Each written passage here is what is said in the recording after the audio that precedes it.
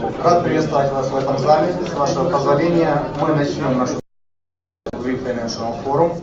Для начала я хотел бы пригласить для краткого вступительного слова Олега Демкева, финансовый департамент Львівської областной державной администрации, Олега Синютка, финансовый департамент Львівської міської ради, и Станислава Шишкова, фондовая биржа «Перспектива». Коллеги, краткое слово. Дякую. Шановні учасники форуму, ми раді вітати вас на теренах Львівщини, на теренах Львівської землі. Дозвольте мені від імені голови Львівської обласної державної адміністрації Юрія Івановича Турянського вітати вас тут, підкреслити, що ми дуже раді, що саме у Львові проводиться фінансовий форум. У нас є великі очікування.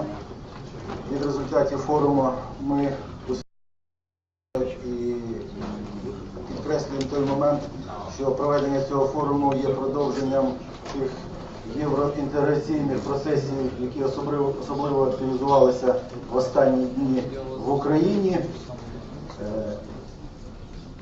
Сподіваємося на серйозні реформаторські процеси, які принесуть дивіденди соціальному економічному розвитку Львівщини. З нетерпінням сподіваємося прийняття нових законів в рамках реформування податкового, бюджетного законодавства. В рамках тієї тематики, яка буде обговорюватися сьогодні на форумі, ми вбачаємо додаткових реципієнтів по отриманню запозичень, зовнішніх, внутрішніх запозичень. Тому було дуже доречно, якби тут сьогодні були міські голови, міст обласного значення, які в недалекій перспективі можуть бути залучені.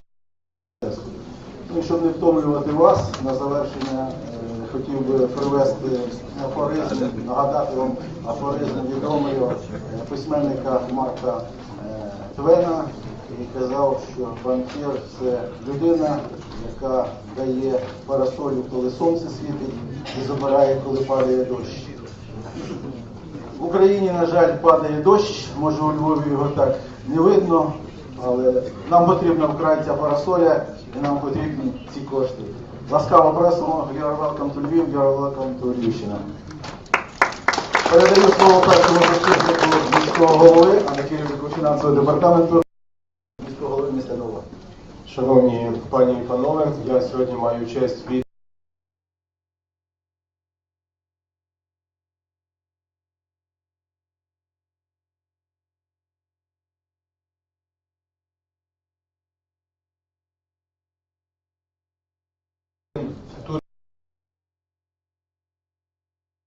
культурною столицею України, а сьогодні ми претендуємо на те, щоб Львів став переговорною площадкою, таким добрим місцем для зустрічей, для обговорення різноманітної тематики. І, звичайно, якщо у Львові відбувається фінансовий форум, то це є добрий знак, це є добрий сигнал для того, що у Львові є спокій, у Львові є стабільність, у Львові є добрі перспективи, тому що гроші, бізнес, вони працюють там, де є тихо, затишно і прогнозовано. Я, окрім без сумніву, тих позитивних речей, які ви сьогодні знайдете в дискусії, я хотів би мати до вас ще одне велике прохання. Ви за фінансовими перипетіями, за великими дискусіями, ви не повинні забувати, що ви приїхали до міста, яке має 750-річну історію. Ви обов'язково повинні побродити по наших затишних вуличках, ви повинні відвідати наші кав'ярні, ви повинні привезти до себе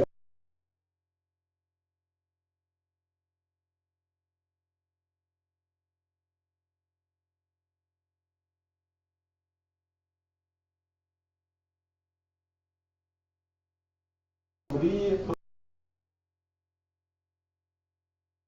добрих рішень і доброго перебування в нашому місті. Дякую вам.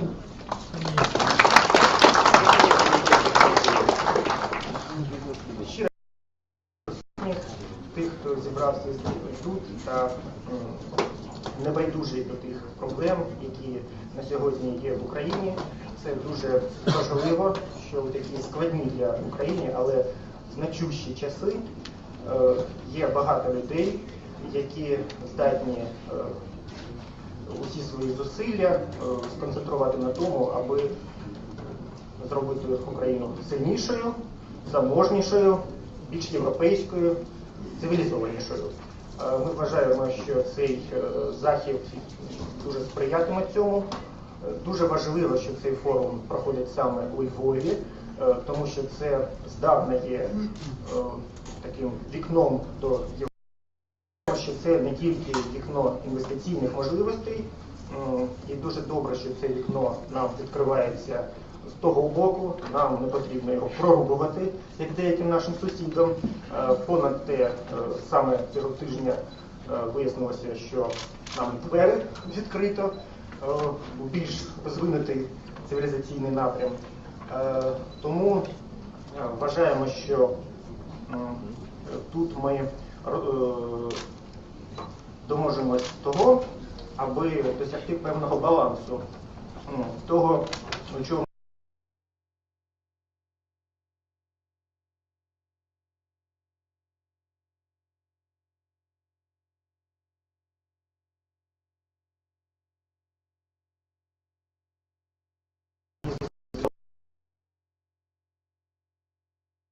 України, яких заходів найбільш актуальних, які пріоритети мають бути. Порозумілися щодо того, які саме важелі євроінтеграції, які саме чинники були найбільш важливі для всіх нас. І я гадаю, що наш суспільний досвід нам дасть змогу визначитися із тими напрямами реформування, які на сьогодні мають дуже високий попит в Україні. Я вважаю, що тут ми порозуміємося щодо цього. Ми розглядали цей форум саме як такий, аби розібратися щодо найбільш важливих поглядів на майбутнє України з кількох боків. Тобто з боків тих, що є найбільш важливими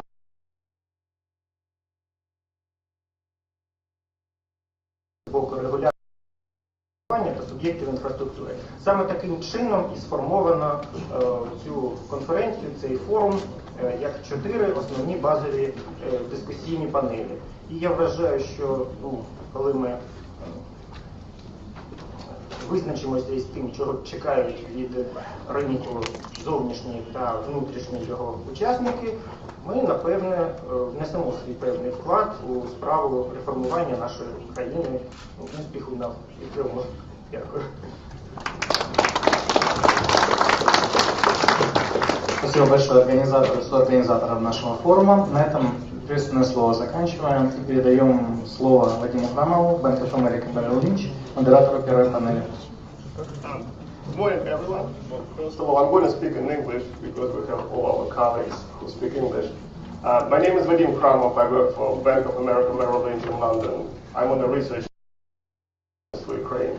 Well, first of all, it's my great honor and pleasure to be here. Thank you for inviting us. Thank you for organizing the conference, and thanks everyone for coming to this panel. I'm going to be moderating the panel, and we'll talk about Ukraine macroeconomics, Ukraine financial markets, and the developments in Ukraine. Well, first of all, let me introduce our speakers today. We have Timothy Ash from Standard Bank. Tim has been covering Ukraine for many years. He just told me that it's about 26, as you said, right? 26 years. You know, probably the most experienced economist on Ukraine, and again, we are honored to have him over here. We have Andrei Studzinski from the National Bank of Poland. Then we have Dmitry Tivilov from the National Securities and Stock Market Commission. We have Jerome Besher. He is the IMF resident representative in Ukraine, in Kyiv, and my former colleague. And also we have Lyubomir Midev from the Institute of International Finance. Well, let me start by saying a few words what we think, and then we'll move to a few, opening speeches from coverage from National Television Company of Ukraine. So let me say a few words first, and then we'll move to opening speeches of our speakers. Ukraine is probably much worse than we expected a year ago, 6 months ago, even 3 months ago. Unfortunately, that is the case, and unfortunately, substantial risks still remain along multiple dimensions. That's clear for everyone. These are risks related to hryvnia devaluation, to crisis in the economy, escalation of tensions with Russia, and instability in eastern Ukraine. Sustainability of external debt, IMF program, and everything else. You name it. There are many other risks that we want to talk about, but the reason that we are all here is not just to talk about it.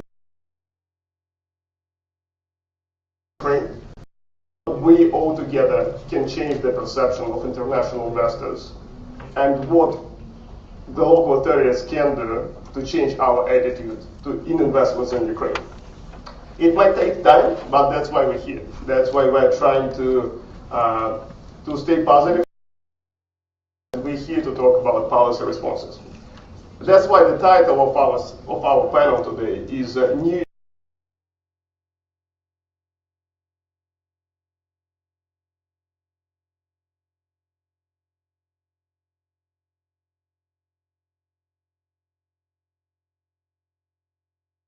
responses to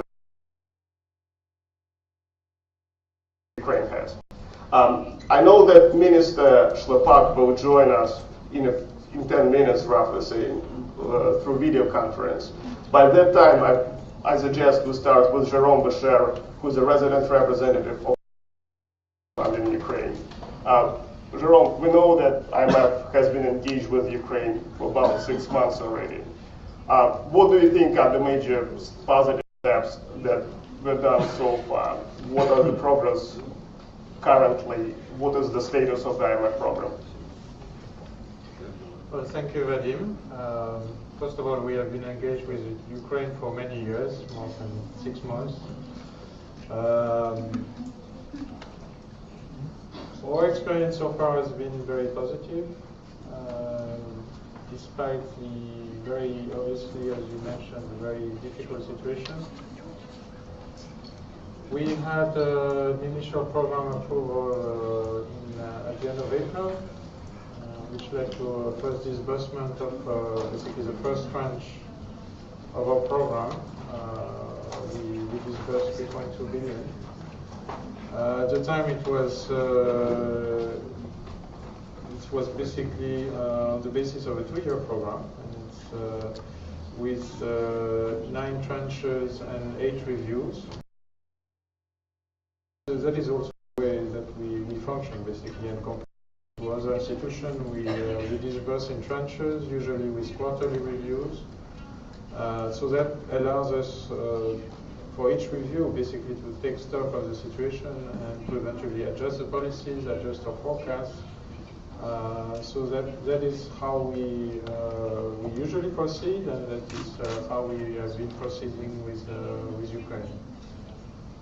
So we had the first, basically the approval of the program back in April, and the first disbursement. This was done on the back of strong conditionality, at the time including a set of 12 prior actions, which was pretty significant for an IMF program.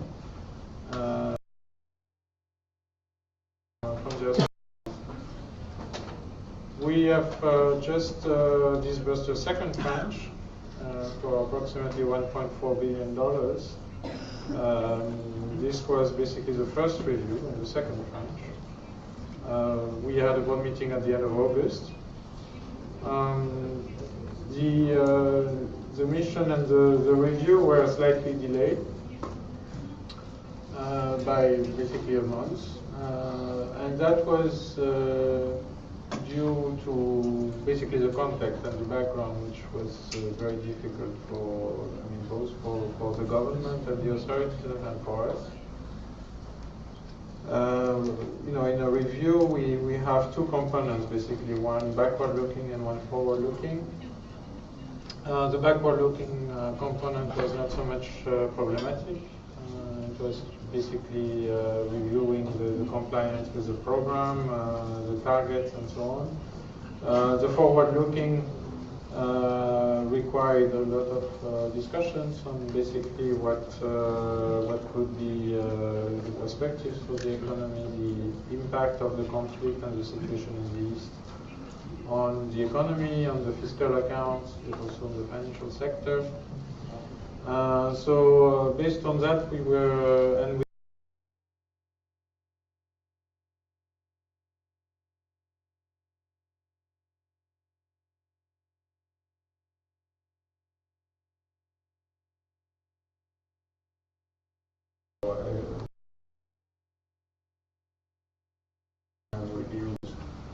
to give us also some sort of flexibility to eventually both adjust our forecast and adjust the policies, eventually advise or put in place some new policies. So this was done, and this led to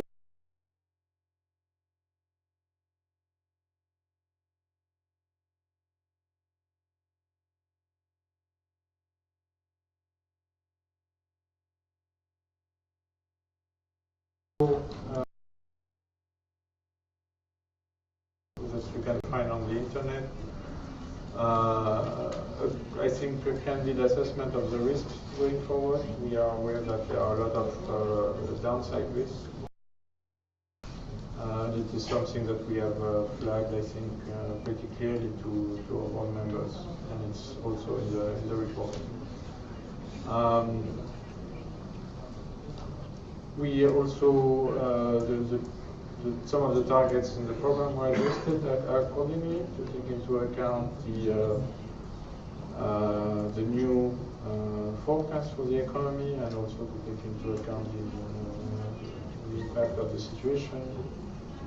So that was done, for example, on the fiscal policy side, where some of the increase in economic activity was accommodated in the targets, though part of the potential deterioration in the fiscal situation was compensated by a supplementary fiscal package, which was adopted in August. And there are a number of compensatory measures, both on the side of the National Bank of Ukraine and also on the side of, for example, the energy sector, on the side of Naftogaz. So that is basically where we are. Going forward, we, at the request of the authorities, the next two reviews will be combined into one, which is mostly, in fact, due to calendar effects and timeline, and the timeline of the review. According to a tentative schedule of board meetings, we expect to have a review at the board towards the end of December.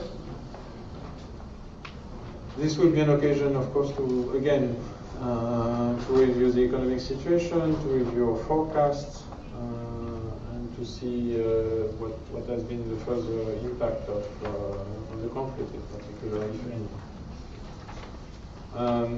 We'll also have an opportunity to present our forecast in the context of the World Economic Outlook. So this should be done at the beginning of October during the annual meetings. So that is basically the next steps as far as we are concerned. In terms of policies, of course, we look forward to the continuation of a strong commitment that we have seen, and the open dialogue that we have with the authorities. We look forward to further steps on anti-corruption in particular. We look forward to the adoption of the law on the Anti-Corruption Bureau, for example, during this session, and a number of other initiatives. Thank you, Jerome. I was told that Minister Schlepak is ready to join us through video conference. So, Minister, let me turn the floor to you. Good morning. Доброе утро.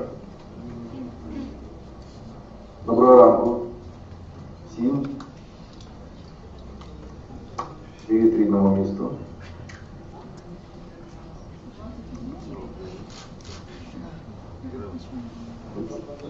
Власне кажучи, Жерому дещо розповів про співпрацю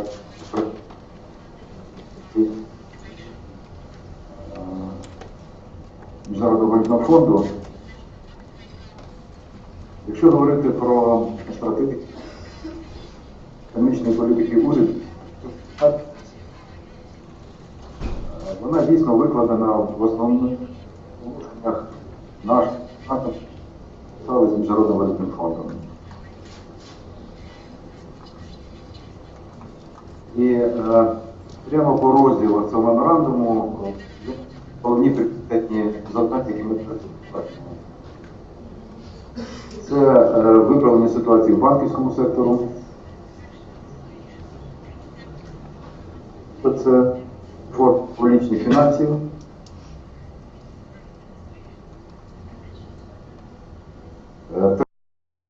це реформа в енергетичному секторі, четверта – це ці дії уряду. І нарешті великий блок п'ятий – це для роботи бізнесу.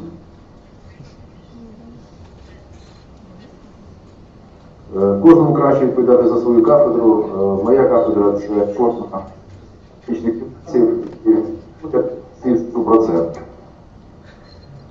Ми домовилися з Міжнародним валютним фондом. Власне кажучи, це і наше тверде розуміння ситуації.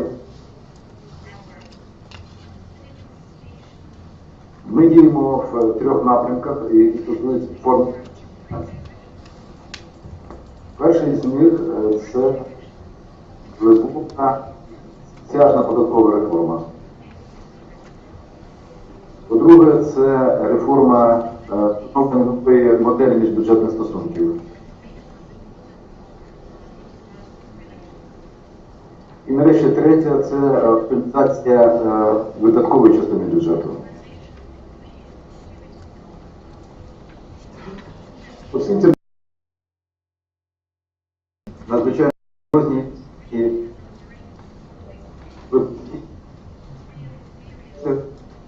законодавчих ініціатив. Принципова позиція уряду полягає у тому, щоб наступний основний фінансовий документ бюджет 2015 був прийнятий на новій законодавчій основі. Я ще раз нагадаю основні напрямки тих реформ, які ми хотіли би підкреслити.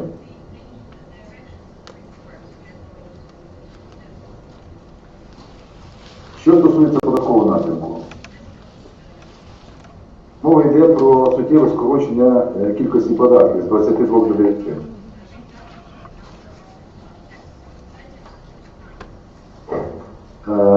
По-друге, мова йде про суттєве спрощення адміністрування податків.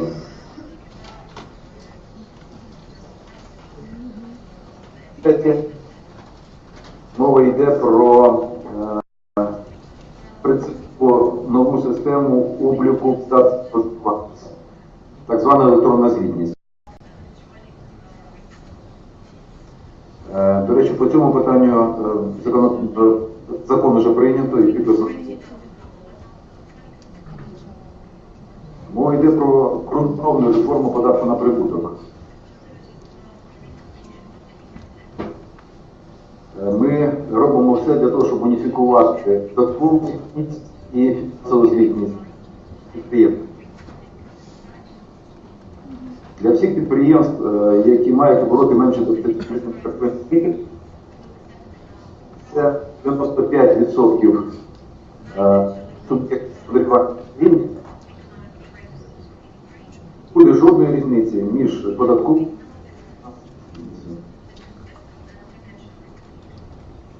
Для більш крупних підприємств нам доведеться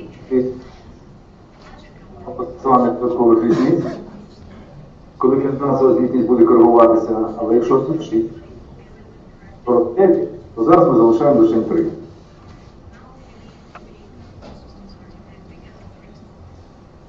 Ми запроваджуємо ряд місцевих податків, які суттєво також здійснити бюджетів. Це податок з роздрібних продаж підакцизних товарів. І це на комерційну торгівлю.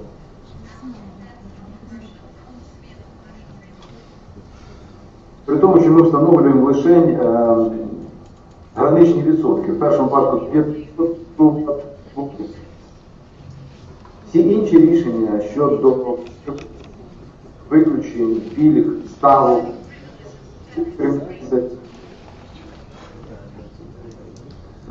що стосується міжбюджетних стосунків,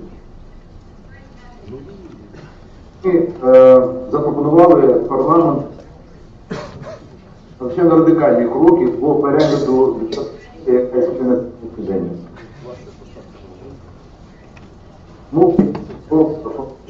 на встановлення самостійності місцевих бюджетів. Свою постійну доходну базу, вони будуть мати окремі суми державного бюджету на виконання державних функцій, але вже всі.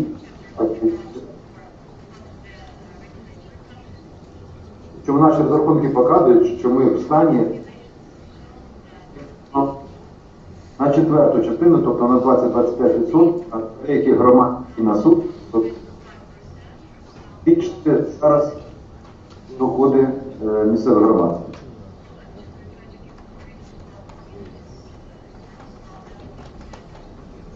І нарешті, що стосується третього соціального блоку наших реформ, в першу чергу це така бородата тема для України, реформа єдиного соціального внеску. Нагадаю, що надзвичайно високе значення цього податку фактично згадає наших людей. А тому ми пропонуємо суттєво радикально знизити рівень цього податку.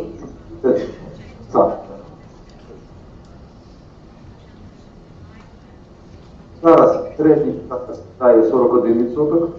Він залишиться таким закритим, які будуть менші 2 прожиткових мінімумів, а зарплати, які будуть вищі, його йде регрес-план.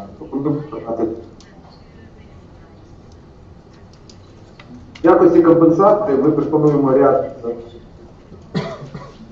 кроків. В першу чергу це прийняття закону по легалізації плат. Ми значно більш жорстким законодавством і серйозні реформи в... Ось, власне кажучи, той набір інструментів. Уряд планує звичайно серйозних наш найближчий. І саме на базі цих законодавчих рішень, на наше переконання, повинен буде бюджет 2015 року вже працювати. Дякую. Я предлагаю перейти к вопросам к министру Шлопаку. Возможность сейчас это сделать. Пожалуйста, вопросы из аудитории.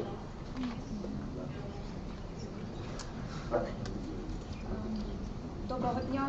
Мабуть, питання таке. Ви знаєте, що тут зібралися представники фінансового ринку і тут зібрались представники фінансового ринку, які зацікавлені його розвитку.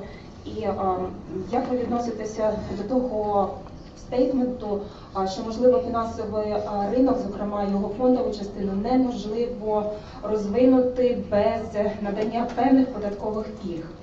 Це болюче питання, але все ж таки, наскільки ви жорстко відноситеся до скасування пільг, зокрема інститутом спільного інвестування, в майбутньому запровадження пільг для, можливо, певних інструментів, облігацій і тому подібне. Дякую.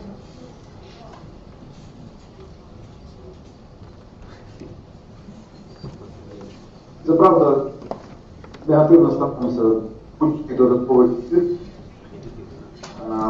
Стосується спільного інвестування, ми внесли відповідні законодавчі пропозиції в парламент, тільки на превеликий час інститути спільного інвестування сьогодні не стільки допомагають інституційного розвитку держави, стали, як часто буває у нас, однією з форм фіксації сплати податків. Допомогою спільного інвестування можна сплатити ні податок на прибуток, ні податок на. Ось чому ми запропонували зменшити на сьогоднішній день податкові пільги для інститутів спільного інвестування. Що стосується вашого другого питання, це питання економічної доцільності. По великому рахунку ми готові говорити з будь-яким ринком, який потребує таких преференцій. У нас є тільки одна і категорична вимога. Будьте добрі, візьміть на себе зобов'язання, що у випадку отримання таких пільг, тобто надання з боку держави певного кредиту, ви виберете свої зобов'язання по розвитку ринку і про щонайменше не зменшення обсягів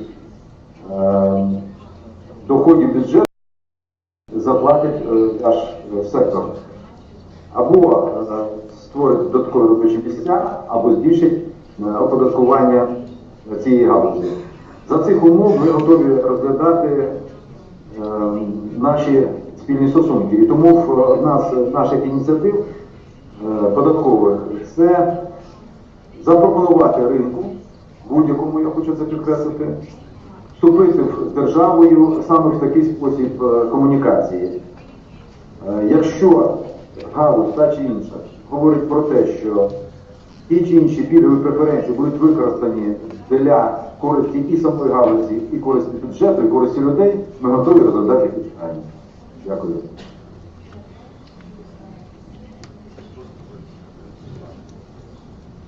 Спасибо. Следующий вопрос. Hi, good morning. I just wanted to ask a couple of questions. One, could you discuss briefly the perspectives of the upcoming meeting, the tri-party meeting between Gazprom, the EU, and Naftogaz? Do you think that the deal will be reached there? And is Ukraine interested in finding a compromise solution,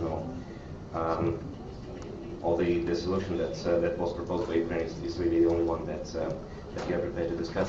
And the second question is that obviously for various reasons, and unfortunately reasons outside the control of the country, the economic conditions or the forecast that was initially factored into the IMF program, it's unfortunately different from what we have today. Could you discuss the possible restructuring of Ukraine's sovereign debt? Do you find there is any need for that, and if under which conditions would you kind of start discussing that, considering that? Thank you. Я почну з другого питання. Разом з Міжнародним валютним фондом ми дійсно оцінюємо економічну ситуацію. І я хочу подякувати, хто досить гнучко підходить до того, що чи задатки в Україні. Він не займає, як раніше, звичайно, таку консервативну позицію і готовий розглядати всі ризики, які стоять сьогодні перед Україною. Саме тому ми разом з фондом уже двічі готували версії державного бюджету і зміни макропрогнозу. Так от, разом з фондом ми прийшли висновку, що в Україні немає потреби на сьогоднішній момент говорити про реструктуризацію заборгованості. Хочу ще раз поінформувати, на сьогоднішній ранок у нас на рахунках близько 8,5-9 мільярдів гривень, близько 2 мільярдів доларів, що дозволяє нам абсолютно спокійно дивитися в майбутнє з точки зору наших виконавчих зобов'язань. Якщо ситуація різко погіршиться, будемо обговорювати, що робити далі. Я впевнений, що у випадку навіть стабілізації ситуації на цьому не дуже хорошому рівні, який ми маємо на сьогоднішній день, Україна справиться з усіма своїми зобов'язаннями. Щодо перемовин з Газпромом 300 пунктів, ми не відмовляємося від будь-яких перемовин, але позиція України є достатньо чіткою. Ми хочемо ринкових аналітичних домовленостей. І ми все зробимо для того, щоб вони відбулися. Ви знаєте, наш останній позиції створюється до наступного. Ціни ринку спотового в Європі мінус транспорт. Це абсолютно коректна і нормальна формула, яку ми пропонуємо нашим російським партнерам. Однак поки що від них чуємо тільки одне. Ціна $500 за мінусом знижки, яка в будь-яку хвилину може бути анульована, якщо було після Харківських угод, рішенням російського уряду. Це не той компроміс, на який ми готові зараз піти. Дякуючи європейським колегам, перемовини продовжуються. Так само, як і продовжується стокгольмський процес. Хто правий, час покаже. Ми переконані в своїй правоті і будемо на цьому стояти.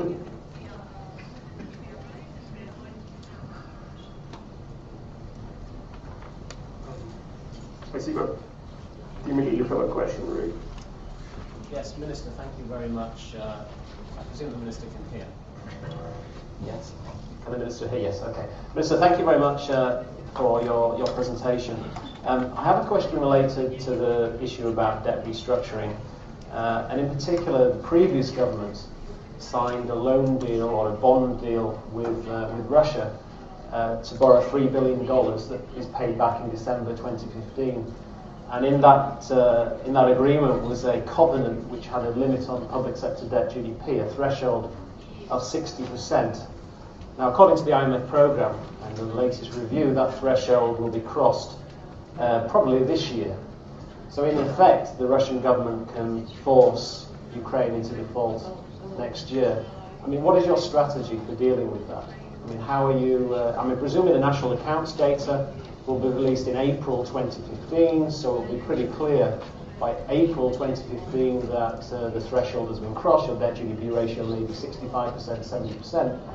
And Russia obviously has significant leverage to force you into default. How are you going to address it? Have you taken legal advice in terms of the documentation? Can the Russians enforce the covenants in the 2015 Eurobonds?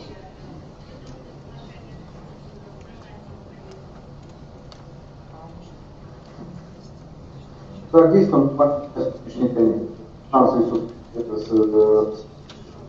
Слава Богу, ми встигли заплатити більше ніж 5 мільярдів, хоча я не хочу 15 мільярдів. Як він збирався 20 грудня 2015 року віддавати ці 15 мільярдів, я не можу зрозуміти. Що стосується вашого запитання, в випадку, якщо в квітні місяці звітність покаже, що ми дійсно перевищили державний борг, перевищили рівень 60% державного боргу по відношенню до ВВП, це ковенанта, тобто умова можливого звернення росіян з проханням заплатити ці 5 мільярдів. Я допускаю, що вони так і зроблять. Більше того, якщо ситуація не зміниться, вони це зроблять з великим задоволенням. Але програма наша міжнародної валюти з іншими партнерами передбачає запозичення українців коштів достатньо. Це сума поки що в такому близько 17 мільярдів доларів на рік. Достатньо для того, щоб розпочати. У випадку, якщо потрібно буде трошки написати ці кошти, не на 4-й квартал, а на 2-й, я переконаний, що ми про це домовимося і розрахуємося по всіх своїх зобов'язаннях.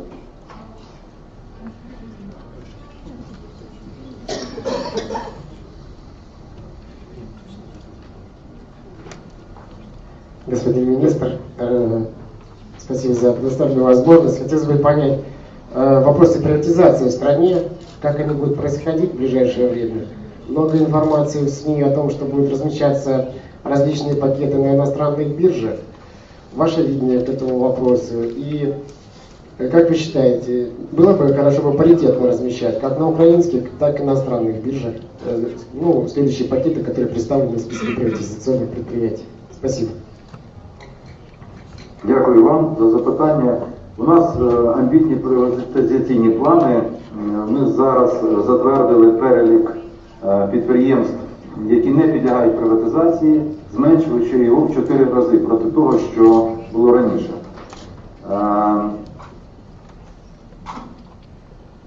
Цей перелік повинна затвердити ще Верховна Рада. На жаль, з цією Верховною Радою у нас вже, напевно, не вийде співпраці у багатьох напрямках, в тому числі приватизаційному. Отже, нова Верховна Рада швидше всього затвердить цей перелік, а відтак ми розраховуємо на основні приватизаційні транзакції вже в 2015 році. У нас підготовлено до приватизації цілий ряд надзвичайно привабливих об'єктів. Я переконаний, що українські активи будуть цікаві і іноземним, і внутрішнім інвесторам. Щодо необхідності попереднього продажу 5% на біржах, це норма законодавства. Єдине, що на мене погано, що вона є імперативною. По кожному об'єкту треба було приймати індивідуальне рішення. Що можна попробувати розмістити на біржах іноземних, що можна на біржах українських, а коли можна йти на продаж і не роблячи таких попередніх замірів. Будемо виходити саме з такої філософії. Для нас цінні і вигідні біржі як закордонні, так і внутрішні. Якщо це об'єкт, на який ми в основному будемо очікувати інвесторів зовнішніх, швидше всього, що ми спробуємо звернутися до, в першу чергу, наших сусідів. Ми розглядаємо таку площадку, як Варшавська фондова біржа, в першу чергу, для того, щоб провести, можливо, оцінку пакетів, таких як Одеський припортовий завод, інші крупні підприємства, і зрозуміти, що ми можемо сьогодні виторгувати за них у іноземних інвесторів. Велика приватизаційна програма буде зреалізована, починаючи з 2015 року. Я вам дуже дякую, вимушений зараз іти. Успішної роботи конференції. Було надзвичайно приємно з вами спілкуватися. До побачення.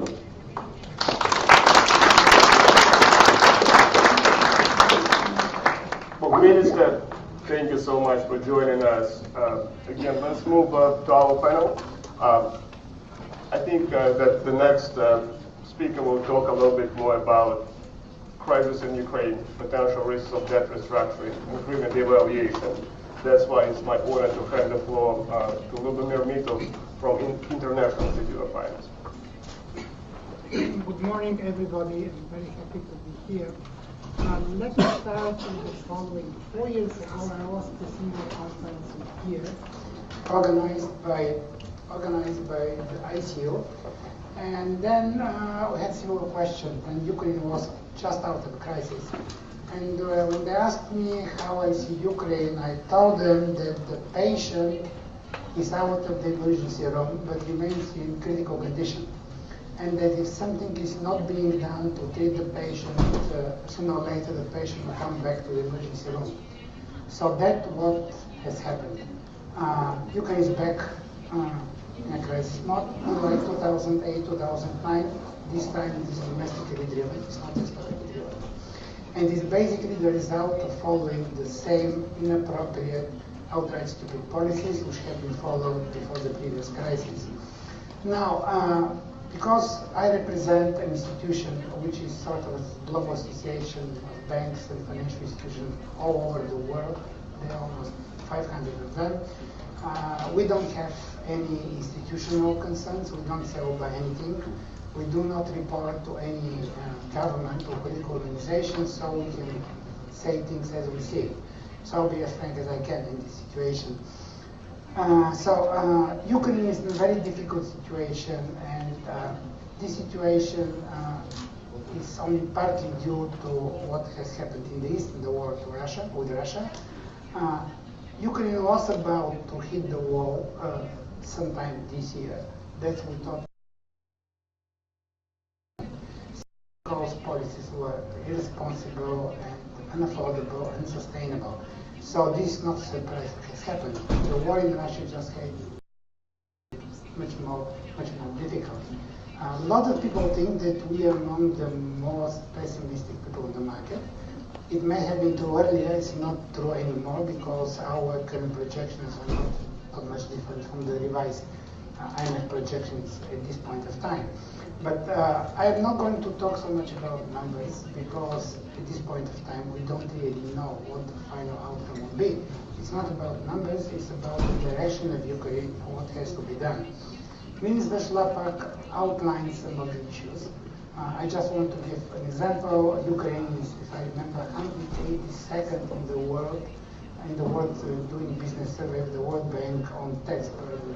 That means that's one of the worst cases in the world. In terms of business environment, it's somewhere below 100, while in Central Europe is in the mid-50s to 60s on average. So this is just the gap which has to be closed.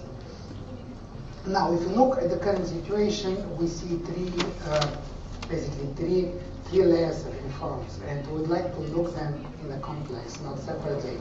The first one is the fight for survival, and that's what Mr. Jerome here outlined, how to overcome the current crisis, how to achieve stabilization, and how to avoid financial meltdown or financial collapse. Our baseline scenario is and remains that Ukraine should be able to avoid a financial meltdown and financial collapse, subject, of course, to certain assumptions about the external environment. But if there is no full-scale war with Russia, we think that Ukraine eventually will be able to avoid financial meltdown. And this is our baseline scenario. It remains our baseline scenario. The difference to the IMF is that we think that and this is not about the IMF actually, but to the official financial community, we think that Ukraine is underfinanced. That means that the money which is provided by the IMF and other official institutions is not really sufficient. It's not sufficient as an amount, it's not sufficient as timing, it's not sufficient as duration. The program is for 2 years, when Ukraine needs a much longer program which should underpin the structural reforms, much more time to adjust. Therefore, this is the big difference we have from the IMF, and if you read the IMF report, you see that this risk is being acknowledged explicitly in the program. So this is one of the uncertainties we have, how this potential financial gap will be closed.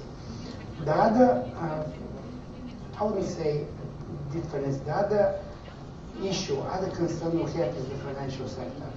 Ukrainian banks have been basically in limbo since 2008, 2009. They have been kept alive only by regulatory treatment by the central bank and by liquidity provision, and now the true situation should come out. There is a particular review going on, which will find out what the losses in the banking system, the capital hole is. We'll be surprised if this hole is less than $3.5 billion, probably more than that. And this needs to be somehow filled. So these are basically the short-term issues which Ukraine faces. But beyond the macroeconomic layer, there are two other layers which I think are really more important. The second one is that in order for Ukraine, once stabilization is achieved, to be able to sustain this stability and to grow, we need a thorough reform of the economic and social environment. What I mean, it's not only the fiscal reforms which the minister right now outlined. It's not just streamlining taxes and removing exemptions. This will be done. It's more than that. It's putting the whole fiscal, the whole public finance system in order, looking at health, looking at pensions. Ukraine, 14% of GDP, has one of the highest pensions expenditures in Europe. I'm aware only of two countries, Serbia and Greece, which have, as Greece had actually in the past, such big level of pension expenditure. This is unaffordable in the long term. It has to be tackled.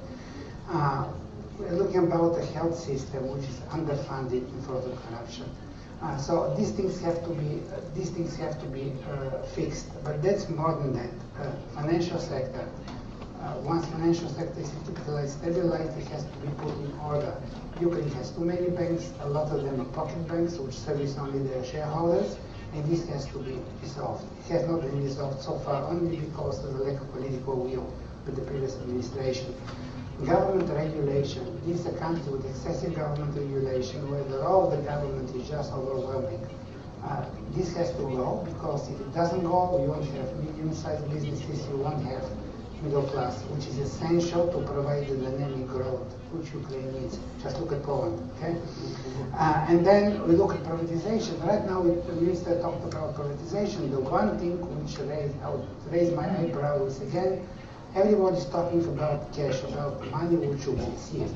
Now, if you look at Central Europe, we'll find out that it was not the money, it was not the cash they received for the sale of assets, which equates from this country, is the inflow of foreign owners, foreign management, foreign capital after that, which is structured these companies, make them operational. Let me just give you one example in a neighboring country.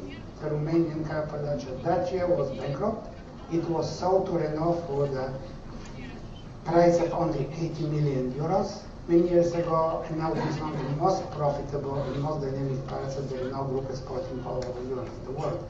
This is sort of the pattern which Ukraine should follow, and unfortunately we don't see this right now with the authorities. They still focus not to sell the family jewelry.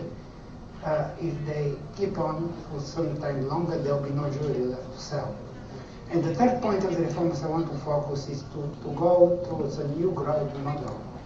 Ukraine today is still stuck in the Soviet past, in the Soviet growth model. Heavy industry, metals, metallurgy, fertilizers, or machine building related mostly with the old ties within the Soviet Union, which is not competitive anywhere else. This makes you very vulnerable to the economic cycle globally and to your clients in Russia. So basically this has not changed. And frankly, from my point of view, I don't see why Ukraine should remain a country which is basically a commodity exporter. And this can change. But for this to change, you need to change the economic structure. For whatever, and these people, I mean, who are in the government now, the minister, deputies, the central bank governor, these are very committed and capable people. But it's not only them. If you look at the structure of Ukraine, it continues to be a country whose economy is mostly controlled by few oligarchs still. And unless this changes, you are not going to be able to unlock the growth potential of this country. The political situation is still not resolved, probably will be resolved after the elections, because the parliament you have is still some very strange combination of remaining remnants from the past who are shifting alliances left and right. And this has been the story for quite some years. This has to change. And then the other thing which makes us look at Ukraine with concern is the institutional risks. If you go to the ministers, to the government bodies, you find out that generally the level of competence and the level of commitment is low. It may be very strong on the top, but if you go deeper down, it becomes more and more difficult to implement government regulations or others. The laws per se are good. When it comes to implementation, they're not being implemented. Corruption is pervasive. So these things have to change. Now, we know from experience in Central Europe that all these things take a lot of time to change. They take a lot of commitment and political consensus and political resolve. Now, this thing is for the Ukrainian people to decide where they want to go, what to do, but we from our point of view think that there should be also a much firmer and long-standing commitment by your friends in the West, especially the European Union, both the United States, to provide the technical assistance, to provide the financing, and to provide the political support for the governments for years to come. Therefore, coming back to the IMF program, the IMF program is something like emergency. Well, they'll stop the bleeding, they'll help Ukraine avoid the default. But how it goes from here, it really is a long work. Just one question on the restructuring, because this thing will probably be opened later in the discussion. We have made our view clear some time ago, although misquoted by the press. We concur with the minister and IMF that at this point of time there is no need for any debt restructuring. Moreover, we think that debt restructuring in terms of a haircut, a reduction of the face value of the debt wouldn't help Ukraine. The amount is not that big and the gain will be not that big, but the pain will be very large. What Ukraine could benefit going forward, and I'm saying could, depending on the circumstances, doesn't mean that this needs to happen now or it's being under discussion, is that if the not repayments for the next 4 or 5 years could be rolled over with a much longer maturity, would be useful because it will provide the cash flow which the country needs to supplement the official support. But whether this will happen depends on the circumstances, and if this ever happens, it should be done, that's our view, on purely market-based terms. That is really voluntary, I mean true voluntary, not Greek voluntary, and should be done on purely market terms because it is crucial for Ukraine once stability is restored and growth resumes, which is our baseline scenario sometime late next year, second half of next year, to open the doors of Ukraine to renewed access to foreign markets. Now I stop here. If you have questions, I'm more than happy to answer. Thank you. And well, clearly the situation is relatively difficult. Many of our clients also ask about potential debt restructuring. And let me switch to Tim and ask Tim, what do you think from the private sector side? How bad the situation is? Does Ukraine need potentially debt restructuring in the future? Do you think they're not? What your clients think? So Tim, the floor is yours. Sure, thank you. Well, I'll start a little bit differently.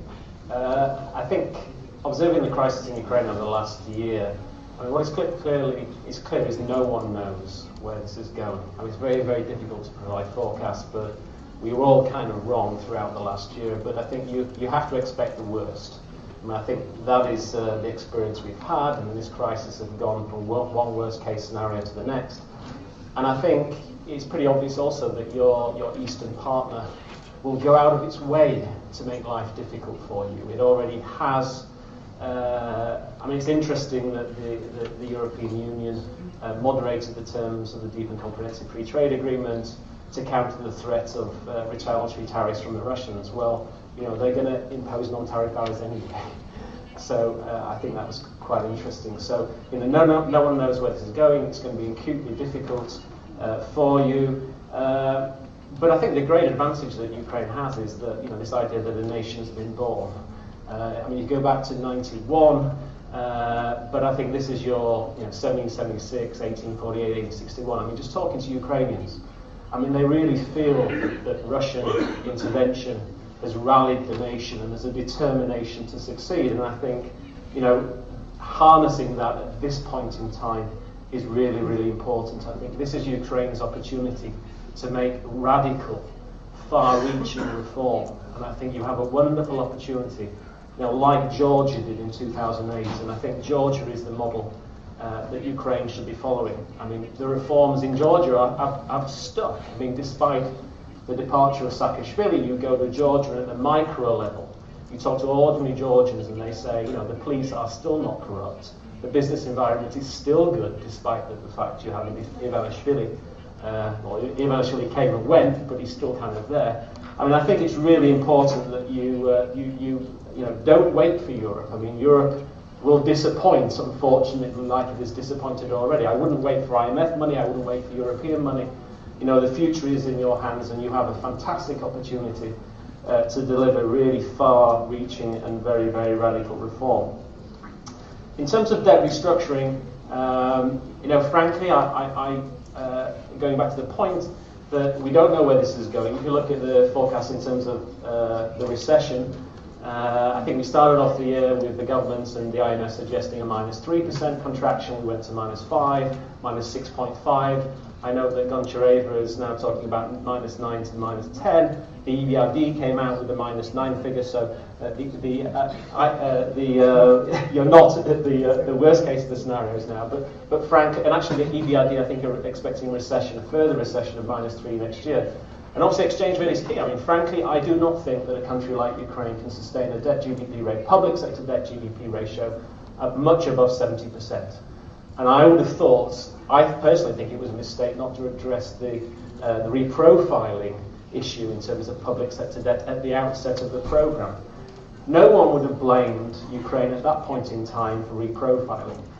You could have blamed the previous administration, the Yanukovych administration, for its improvement policies. You could blame bondholders for being imprudent in their lending to the previous administration with no strings attached.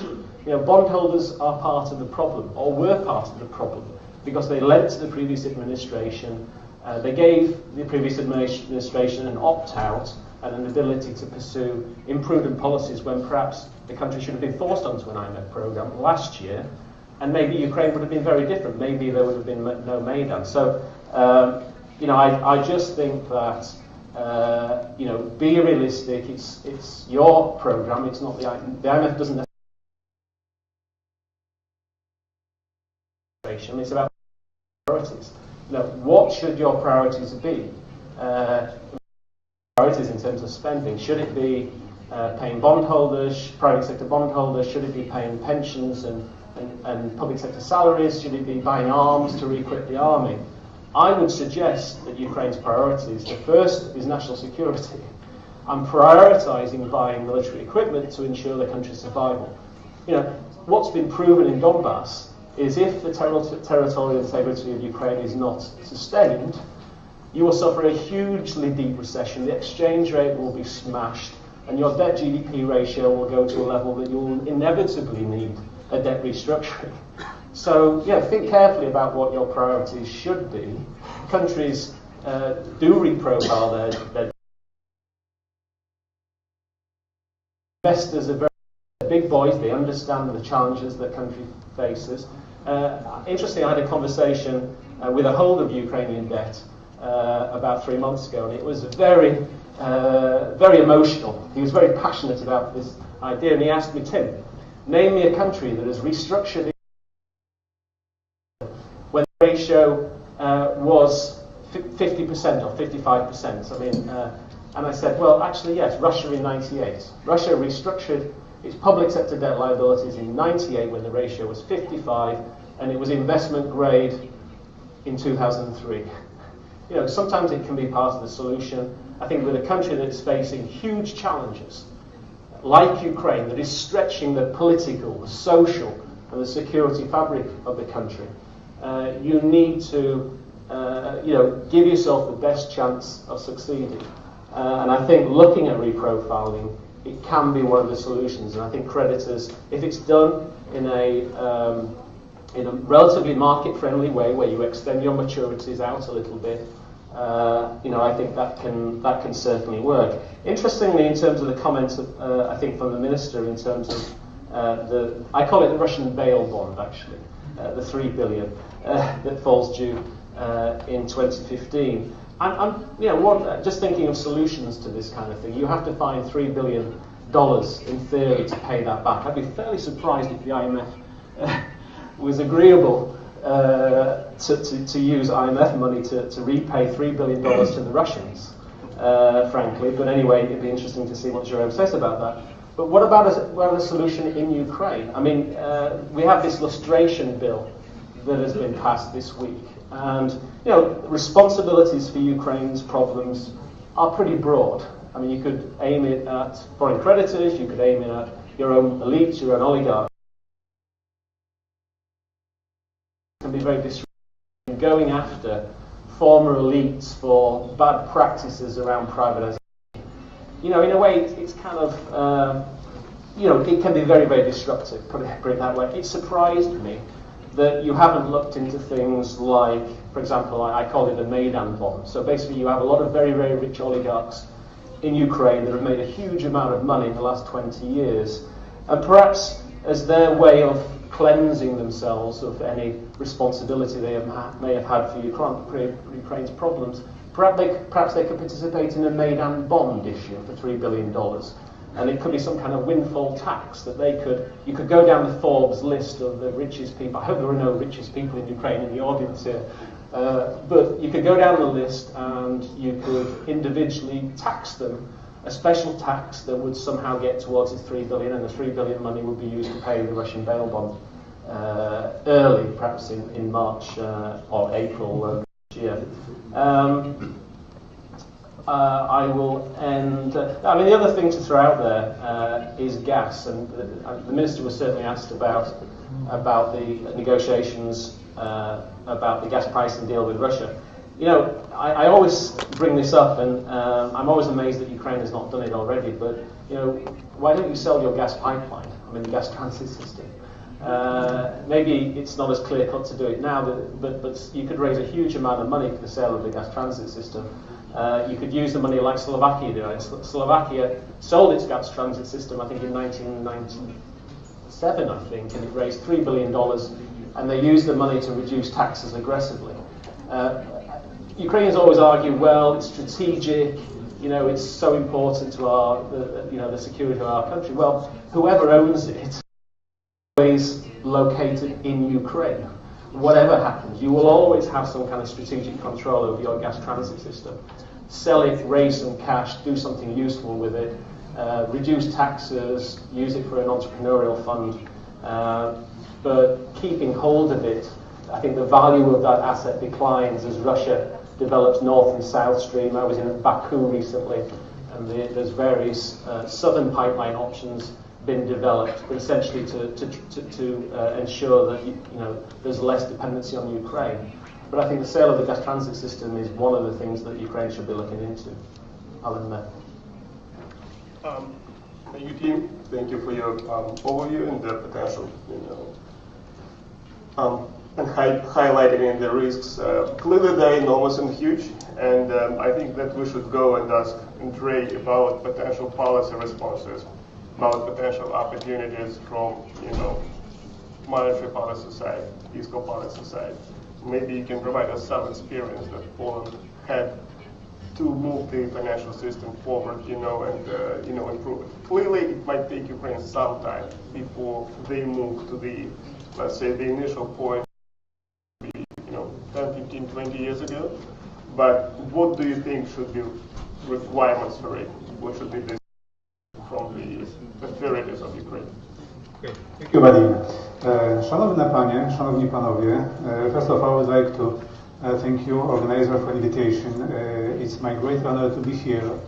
And I would like to just start from the point that my last visit here in Lviv took place in 2000, when I came here to acquire one Ukrainian bank and convert it to be a subsidiary of Polish bank, and in consequence a member of the international group.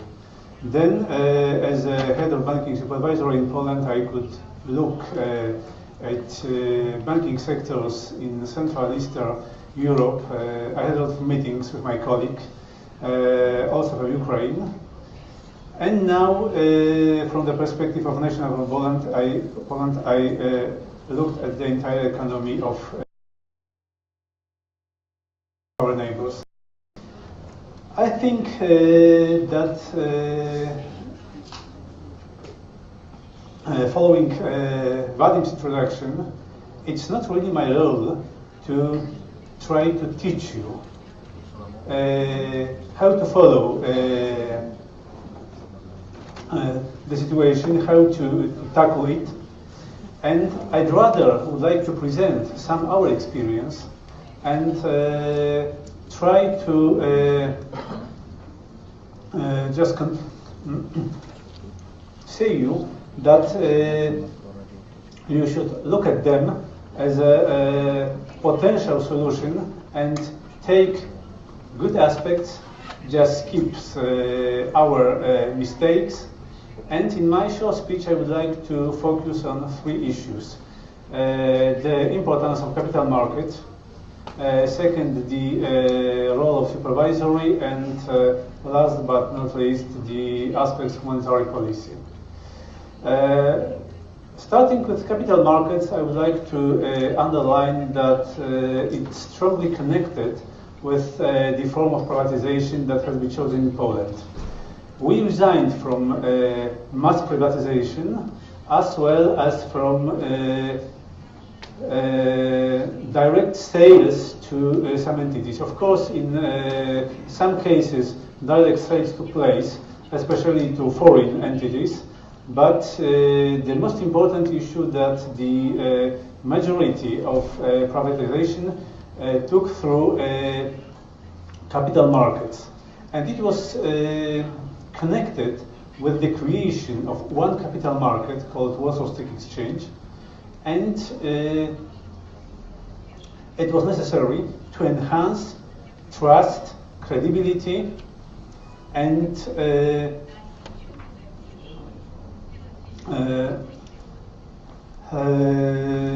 infrastructure of such market. So it was necessary to create stock exchange, central depository, and I think that the most important is the authority responsible for regulatory and supervision of both securities and capital markets. The same concerns banks, and I will go to this point afterwards.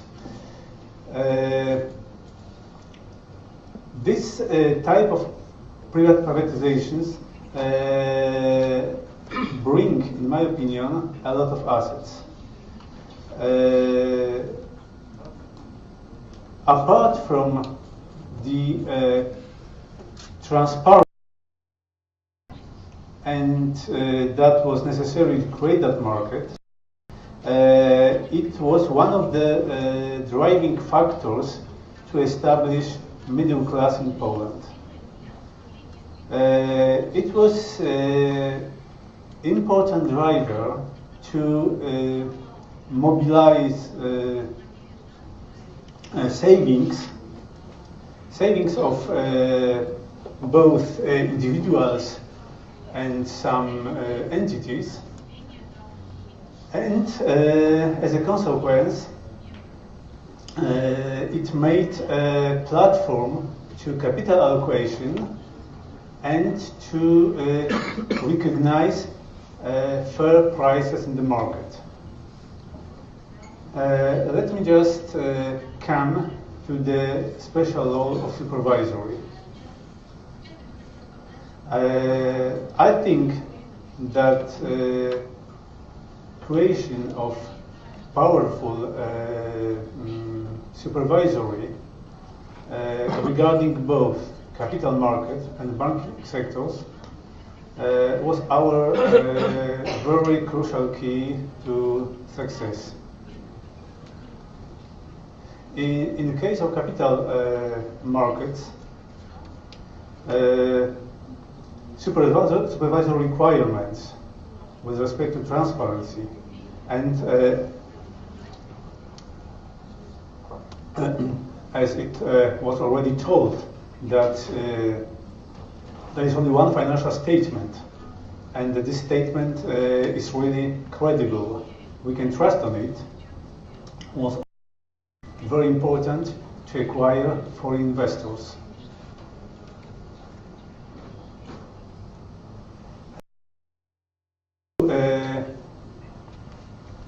Banking sector, and the supervisory also played a huge role, especially when concerning the licensing power of supervisory. It was the realization of the policy that Poland should acquire quite long-term investors in the banking system who are able to transfer not only know-how, but to support Polish entity in case of shortage of liquidity and capital. So one of the most important issues that we met was to ensure that investors in Polish banking who want to invest in the Polish banking system are credible, and first, the money that can bring to Poland are really clean money, and they are going to invest for long term. The other issue that was quite important was to assure that the investors are coming from different countries, so the system would not be dependent on only one or two foreign investors.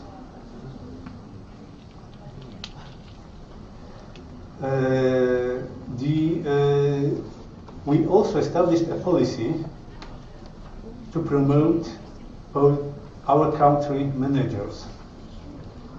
we would like to create our own banking elites. So one of the supervisory requirements was that the CEO and the second member of the management board of the bank has to speak Polish in order not to just eliminating foreign managers from our system, but to promote our own bankers.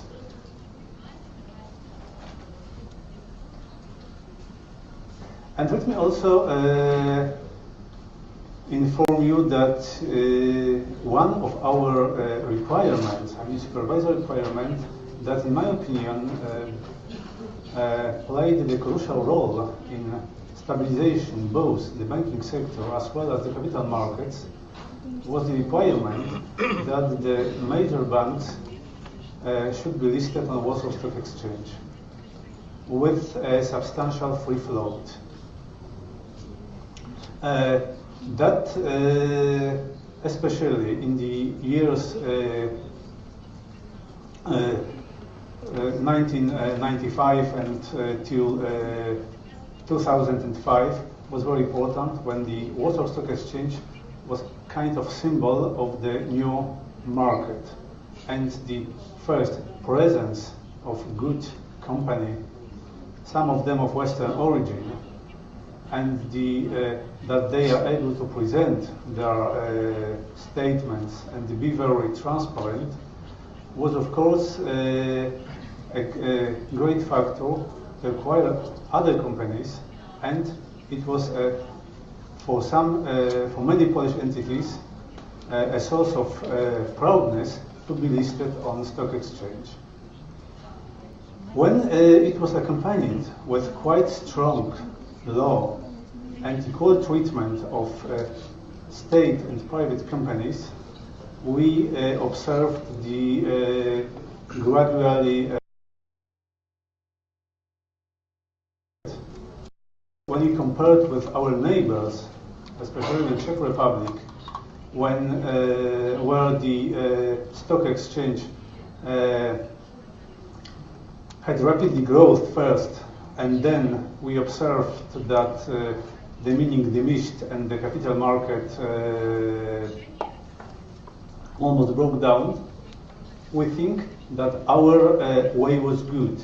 I mean that strong supervisory power, quite restricted law at the beginning, and gradual relaxation. And what is also most important, I think, must be the point when you should look at it, is the predictable policy of state institutions. Especially, it took place with respect to monetary policy, when our Monetary Policy Council decided to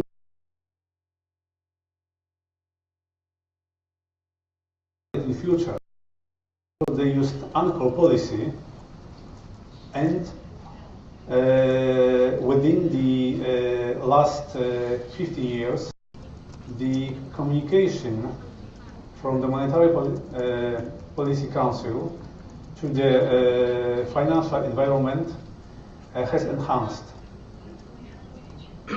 Frankly speaking,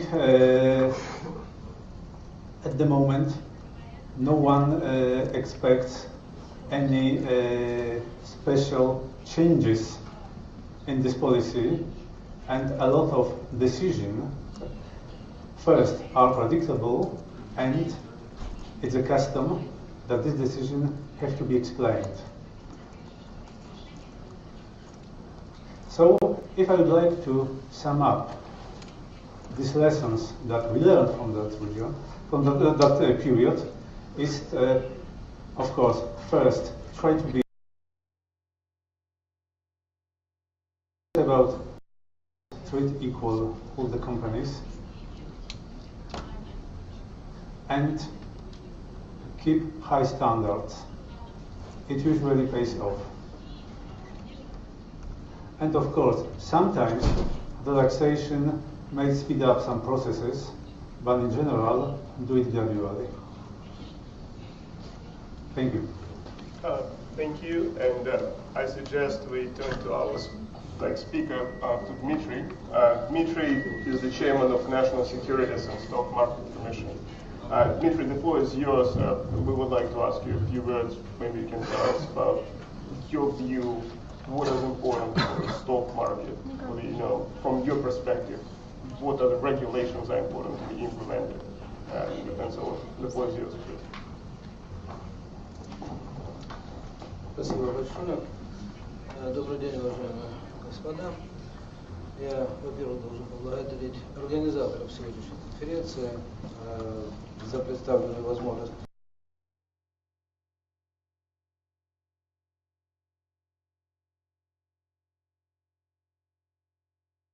капиталов о новых возможностях, вообще о возможностях, которые должна использовать страна. Наверное, во-первых, нам надо научиться пользоваться теми возможностями, которые у нас уже есть. Я очень благодарен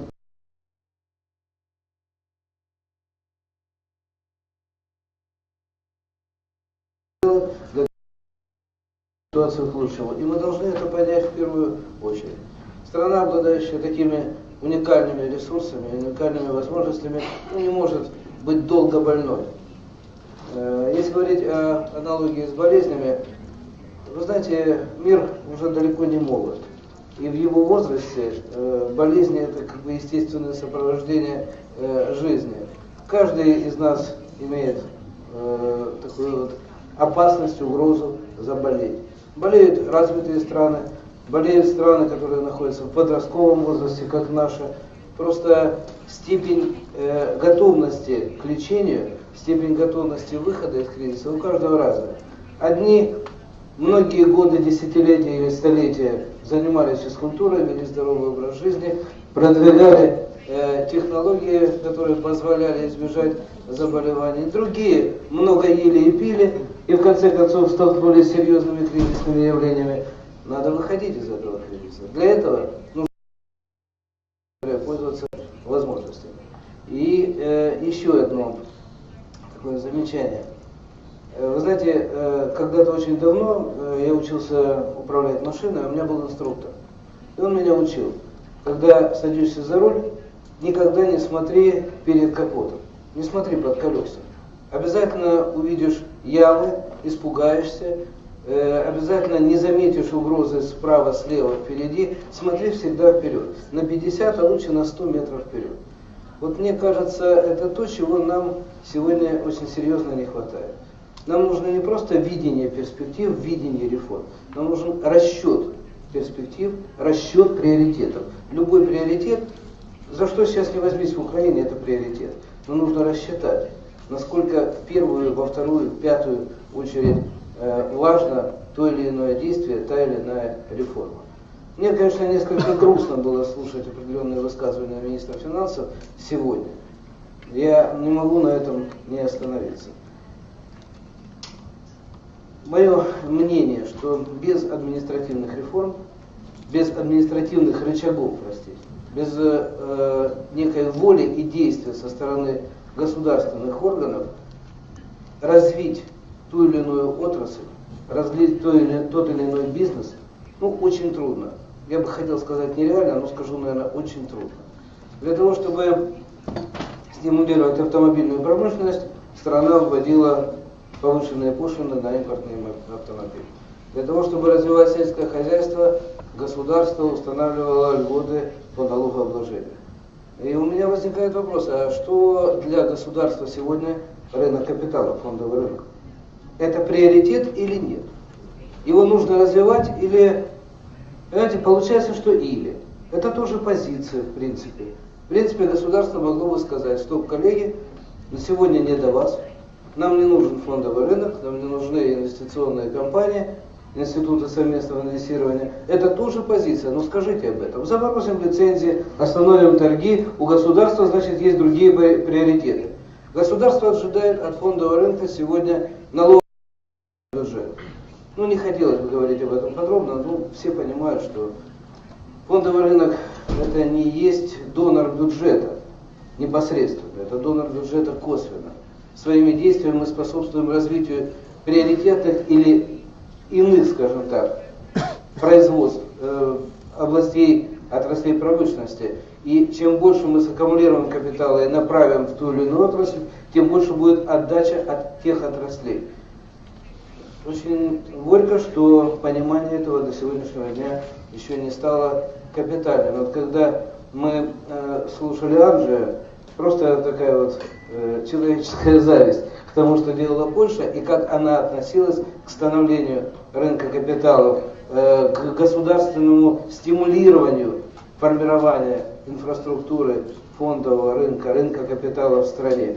Если мы пойдем по этому пути, если мы сможем это сделать, мы многого добьемся. Есть ли у нас возможности для того, чтобы это сделать? Конечно, есть, в том числе и законодательно.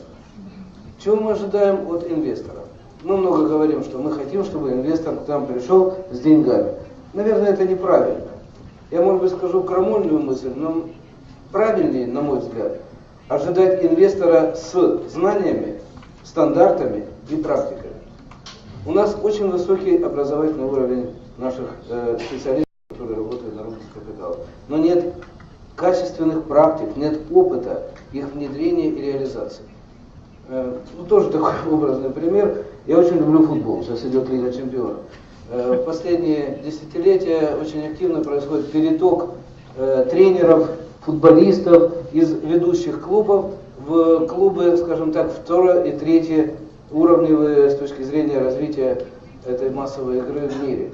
И вот когда звездный футболист или звездный тренер приходит в страну не самую развитую, в клуб не самый великий, он преследует, наверное, две цели.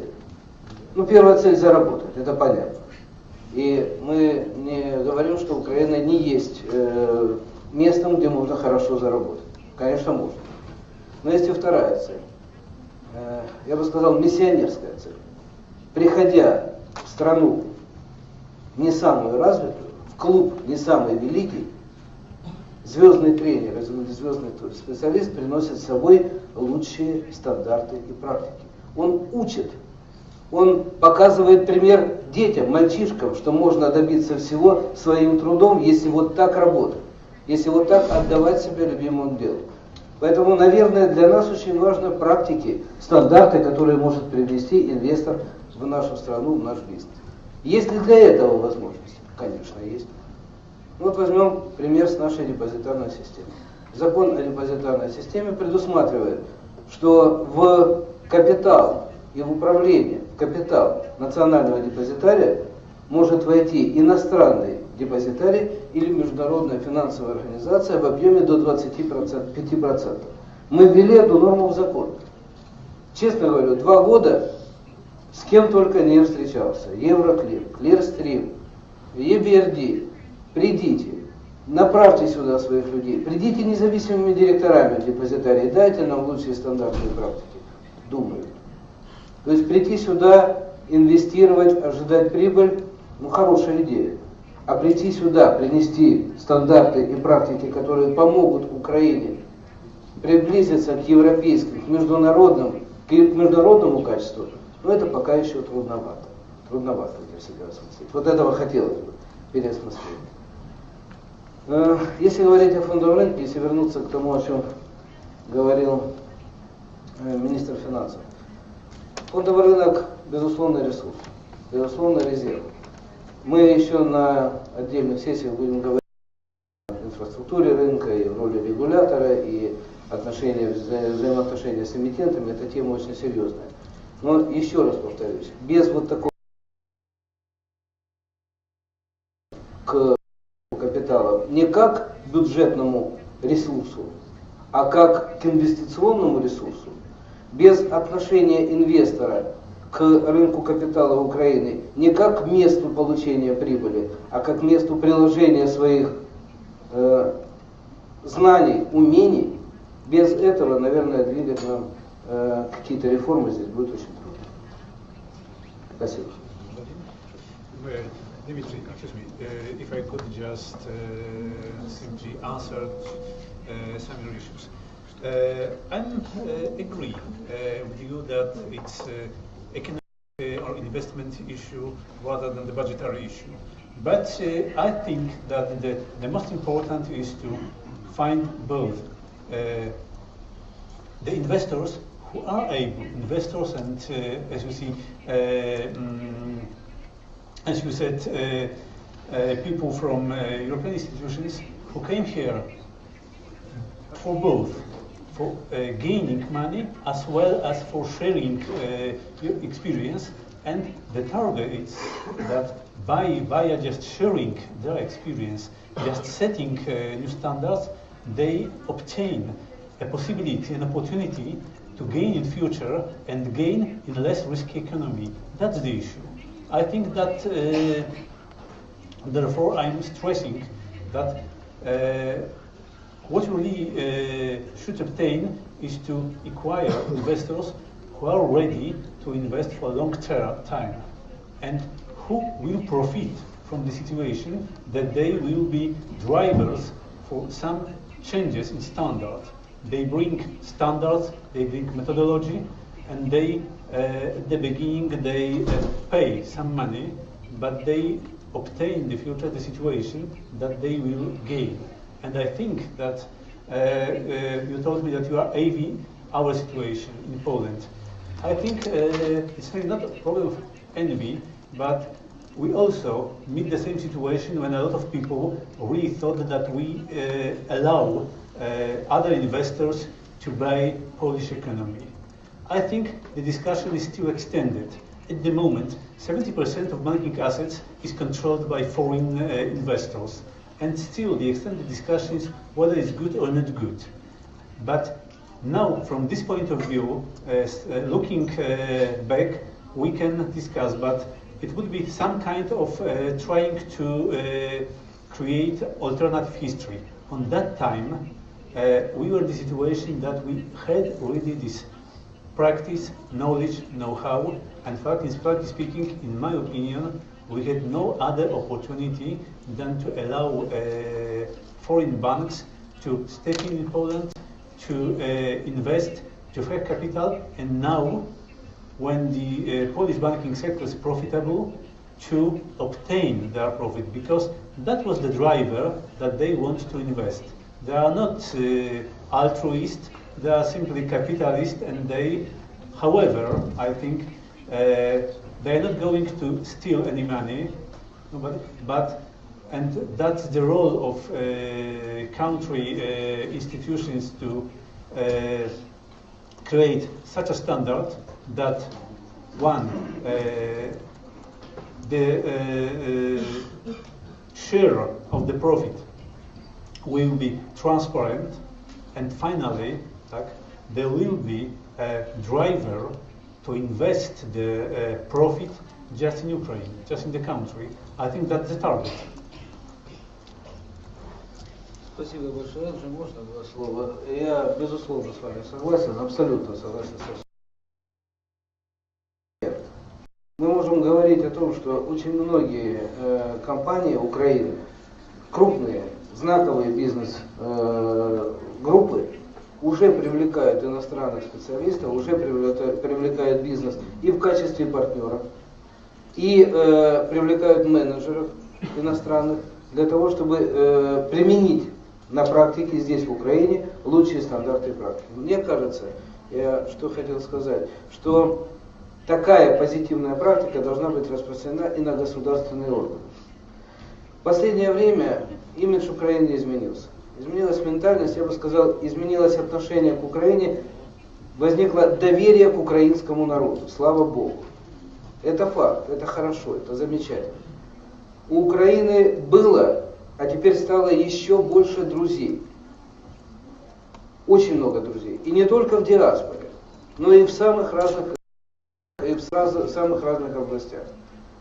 И, наверное, было бы хорошо, если эти дружеские отношения, если эта социальная ответственность, которая развита уже на западных рынках и только начинает пускать свои корни здесь у нас, проявилась в том, что мы могли бы привлекать в качестве консультантов а еще лучше в качестве функционеров иностранных специалистов, которые могли бы реально помочь нам с проведением, в том числе и реформ на государственном уровне. И, конечно, бизнес, он должен искать свою позитивную составляющую в прибыли, в доходности и так далее, и так далее. Но социальная ответственность, вот это миссионерство, о котором я говорил, это тоже важная составляющая бизнеса.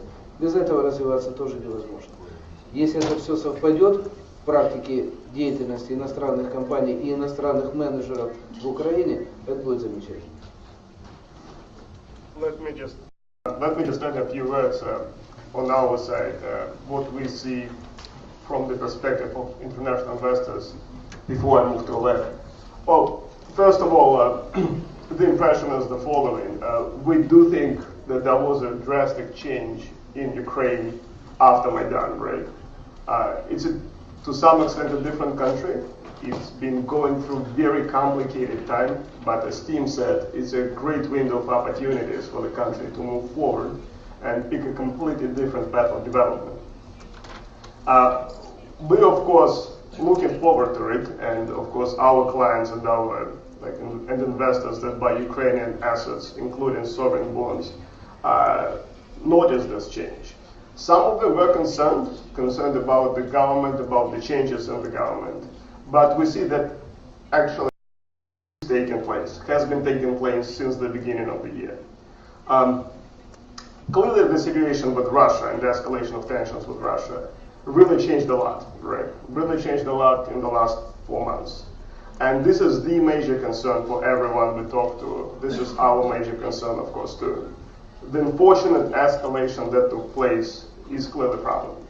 Pretty much for investors that we talk to, the first issue is the security issue that has to stabilize over time, right? Has to de-escalate before they think about investing in Ukraine or coming to this market.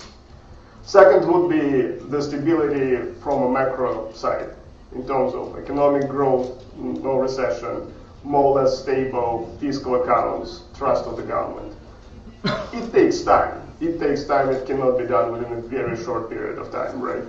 And this is prerequisite for any country to move forward. That's why we think that the IMF program must stay in place, and the authorities has to do whatever it takes to cooperate with the International Monetary Fund. Well, frankly saying, I used to work for the IMF before, and my impression is very positive so far of what the IMF did and the authorities did in Ukraine. Out of series of programs I went through, Ukrainian authorities really succeeded, and those prior actions that they did before the program was a drastic step forward. That's what we tell our clients, frankly saying. That's what we saw in May, in April, and during the summer. This change was asked by the IMF for years, and only this year there was some progress clearly in this direction, and that's why the IMF is here. Clearly the situation in the East deteriorated all our projections, changed the IMF's projections too. And we just hope for some form of resolution and de-escalation that we hopefully that you can achieve, and Russia, can somehow, de-escalate it eventually. So that is pretty much the major concern for us, and this is the major concern related to the IMF program. From our perspective, when we look at macro numbers, I would say the major issue is the external financing gap. It's clearly huge. It's clearly because of the maturing private sector debt in dollars, in FX primarily, right, in dollars and euros. It's because of the substantial current account deficit that has been shrinking over time, but because of the gas imports that is still in dollars, you can't eliminate it completely, right? So it's not fully flexible towards currency devaluation. Clearly, in this case, we think that capital controls should stay in place, and all international investors understand it. We still expect that external financing gap won't be closed by capital inflows anytime soon, because situation in the East is worrisome, and fiscal accounts is a problem. That's why it's hard to imagine capital inflows going back to Ukraine relatively quickly. I don't think that anyone is optimistic about it, neither we nor our clients. At the same time, everyone realizes the positive steps that the government and the National Bank of Ukraine is doing towards it. One of the major concerns clearly for us is devaluation of the currency that impacts your banking sector substantially and a lot, and banking sector recapitalization is likely to increase Ukraine's domestic debt substantially. I mean, IMF has their own projections. Our scenarios are slightly more pessimistic than they have, but still, any steps towards this resolution are positive. They should take place the sooner the better. That's what we think. And the last point on gas, as Tim said, this is clearly an issue. It should be resolved. Our general view is that it should be some consensus. Unfortunately, it's hard to substitute it. We understand that there is a way to reverse gas, but the more time it takes to agree with Russia on gas, then unfortunately the worse perception of international investors is, because the longer it takes, the more problems it might create. The gas price is unclear too. That's why along these lines we hope that some resolution should eventually take place, and it's gonna prevent Ukraine going through winter without gas and heating. Clearly this is the major concern for everyone, and we just hope that there will be some positive steps towards it. So generally saying, as Tim said, we think it's a wonderful chance for Ukraine to move forward. Clearly it's very painful, clearly it's very complicated, but we are trying to stay, let's put it this way, not positive, but at least hopeful towards this change. And clearly we see it on a political side, we see it on the economic side, and we see it in Ukraine that is becoming more united, more pro-reform environment is creating in this country. So let me move to Oleg and ask Oleg a few words about media coverage of financial markets. What do you think are the major issues here? Добрый день, меня зовут Олег Гавриш, я представляю Первый национальный телеканал и деловую передачу «Паша Шпаль», которая выходит на канале каждое воскресенье. Я хотел бы поговорить о роли медиа, о роли телевидения вообще в становлении финансового рынка, поскольку всем известно, что когда обсуждался вопрос евроинтеграции либо объединения с таможенным союзом в прошлом году, в основном приводились экономические аргументы. Люди вышли на Майдан и, в общем-то, во многом выступили за евроинтеграцию, в том числе потому, что они рассчитывали получить определенные изменения в экономическом климате. Они рассчитывали получить инвестиции, они рассчитывали получить изменения, в том числе и финансового характера, не только характера социального. И, конечно, изменения на финансовом рынке невозможны без того, чтобы, скажем, действительно существовали независимые медиа. Мы знаем о том, что в Лондоне есть Financial Times, мы знаем о том, что в США есть Wall Street Journal, эти медиа, есть Bloomberg, есть CNBC, множество других СМИ, которые активную, точную и правильную картинку и четко освещают события, которые происходят на финансовом рынке. Медиа и независимые финансовые медиа – это один из кирпичиков построения финансового рынка. Без него построить финансовый рынок невозможно. Что касается Украины, у нас, я хотел бы коснуться двух аспектов. С одной стороны телевидение, с другой стороны печатный СМИ. Если мы говорим сейчас о телевидении, то действительно оно набирает обороты в Украине. По данным исследовательской компании GFK, доля телевидения выросла на 5%, смотрение выросло на 21%. Телевидение, скажем так, оно позволяет включить все органы чувств. Ты слышишь, и видишь картинку, и таким образом ты гораздо лучше воспринимаешь информацию. Но, к сожалению, в Украине на сегодня существует в основном два вида каналов. Это либо каналы, которые принадлежат крупным предпринимателям, олигархам, либо каналы, которые управляются государством. Соответственно, они подчиняются партии власти. Если мы говорим сейчас об олигархах, то вот простой пример, как эти каналы влияют на финансовый сектор. Мы знаем о конфликте владельца телеканала Интер и владельца телеканала 1+1. Интер постоянно крутит сюжеты о том, что Приватбанк это очень плохой банк. В отместку конкуренту, соответственно, 1+1 рассказывает о том, что Приватбанк это хороший банк, существует определенный конфликт, мы все это видим, объективной информации фактически получить невозможно. Если мы говорим о государственных каналах, то это почти постоянное давление со стороны государственных чиновников, которые выступают, требуют, чтобы была представлена их точка зрения. Любая критика государства здесь затруднена, в том числе и его экономических и финансовых инициатив. Поэтому выходом здесь могло бы стать создание общественного телевидения. И, в общем-то, к чему стремится нынешняя команда Первого национального телеканала. Это общественное телевидение, это телевидение, которое, скажем так, представляет интересы общества, всех. То есть оно дает ту информацию, которая интересна зрителю, объективную информацию. И информацию не подкупную, то есть не под кого-то конкретно, а для всех. И в этом смысле я хочу просто передать тезис важного руководства Первого национального. Канал совершенно открыт для общения с любыми группами общественными, в том числе с такой важной группой, как финансисты, как люди, которые представляют банковский сектор. И канал максимально готов, нынешнее руководство, общаться с вами, учитывать ваши интересы, в том числе в своей программной политике, и в том числе в том, чтобы правильно освещать и подавать информацию о финансах, об экономике и так далее. Если у кого-то есть в этом смысле интересы, инициативы какие-то или предложения, вы можете подойти, мы обменяемся контактами, я их представлю. Еще один вопрос, который я хотел бы поднять, он касается печатных СМИ. Здесь, наверное, есть какие-то финансисты в зале, и вот просто к вам вопрос, коллеги. Но мне кажется, что немного стыдно, что в этой стране нет печатного СМИ, которое бы действительно было бы независимым. Посмотрите на, я имею в виду, делового СМИ и масштабного СМИ, не просто портала, да, а вот серьезного СМИ. У нас была российская газета «Коммерсант», которая была закрыта, в общем-то, по причинам цензуры, где я работал. У нас остались два печатных издания деловых, главных. Одно из них принадлежит господину Курченко, другое принадлежит господину Арбузову, беглым олигархам, связанным с прошлой властью. Подумайте о том, что инвестиции в издание, которое бы освещало объективно, давало объективную информацию, объективную картинку ситуации на рынке, это не только возможность вернуть свой капитал, не только возможность заработать, но это и определенного рода действительно социальное миссионерство. То есть это социальный вклад, ваш вклад в развитие фондового рынка, ваш вклад в развитие финансового рынка, развитие экономики этой страны. Вкратце все, что я хотел сказать.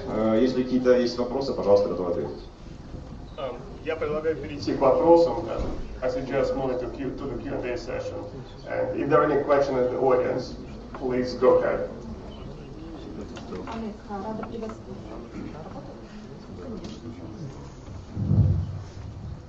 Олег, рада приветствовать вас.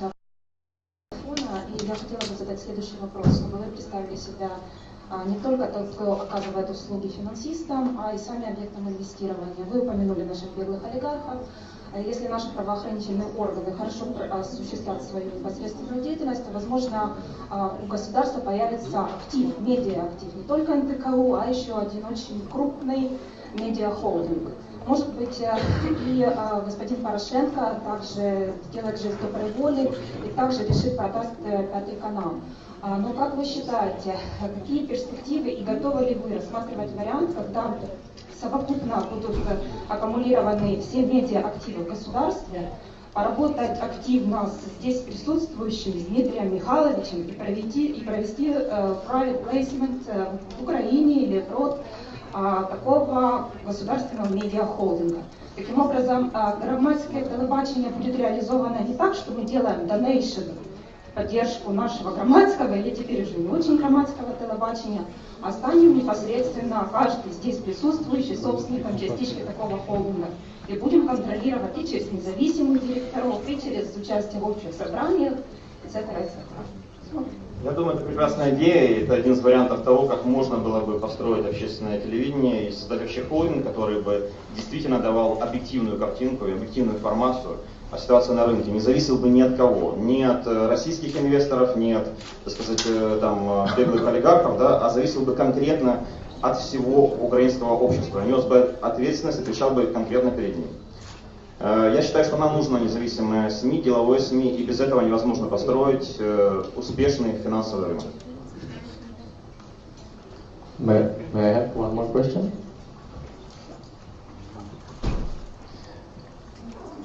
Sure, go ahead. Yeah, thank you very much for all your presentations on business and capital. I have actually two, maybe three questions that are mutually interconnected. I would like to address them to Mr. Andrzej, but as well to Mr. Tim and Mr. Vadim.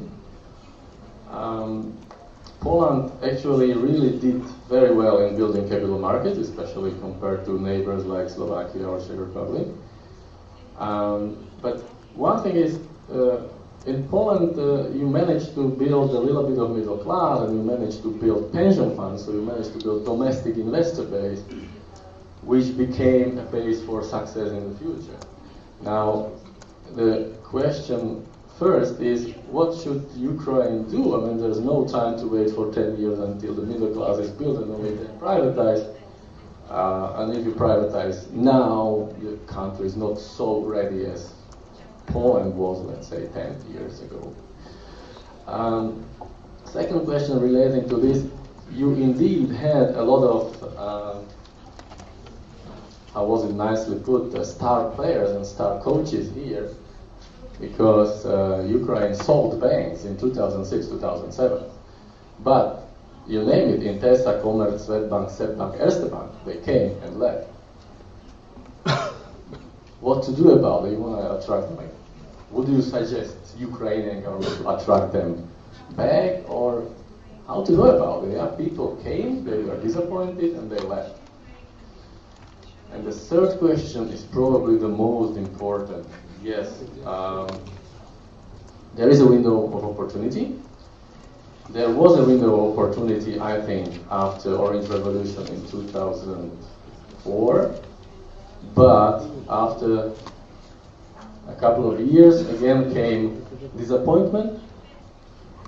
Is there a risk, and how do you evaluate the risk of disappointment of this revolution which is going on now? Thank you very much.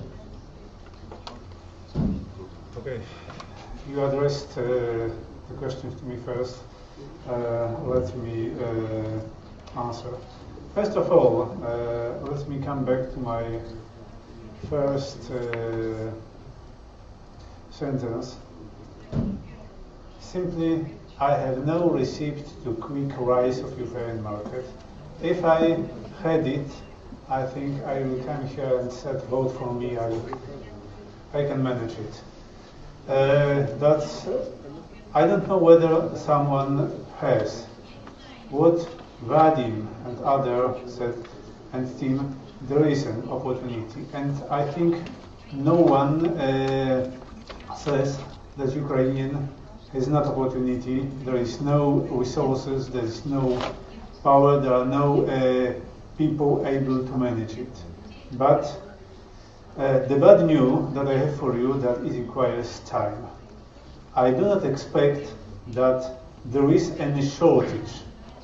I'm not going, again, I would like to say again, I'm not trying to force you to follow exactly our way, because you are in just different point that we are 10 years ago, 20 years ago. We have never met such political situation. You met it recently, I met it recently. We simply have no receipt how to solve it. What we can say with respect to banks and other investment. I think that there should be a mixture of both foreign and national investor. And to be honest, I do not expect that there is another way.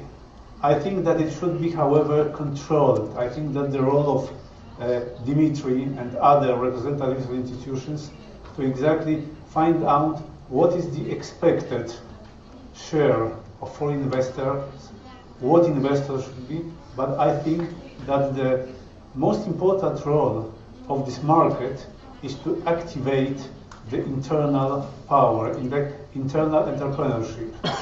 So I think you cannot just trust that foreign investor came and do their job and that's it. I think that the real target is that there should be some internal entrepreneurship. Internal, a lot of institutions, a lot of people who are going to save their money, who is going not to just spend money and have, I don't know, holidays, whatever, new cars, but simply are going to invest and have profit and gain in future. And they have ideas to it. And I think that the role of the market, first to acquire investors, but as well to create opportunities to invest and get money from others who maybe are not so active, but they will find a chance to invest here. And I think, let me come back to transparency, that have opportunity to assess risk. They're not putting money somewhere to the institution and they are not aware what's really going on. They should be informed. They should know that if there is risky business, know that risk and know that they may invest in risky business and they can expect a higher rate. That's it. Coming back to banks, okay, I think also the answer is not easy. I talked to bank managers who came here and get out. I talked to the CEO of Raiffeisen, I talked to the CEO of, deputy CEO of UniCredit and other bank. Frankly speaking, my opinion is that they met situation that they were not really, it was quite new for them. Speaking honestly, this untransparency, this level of corruption was really unexpected for them. I'm not going to promote my own country, but I think that some people who are more familiar with Ukrainian mentality, with customs market, may do the things better.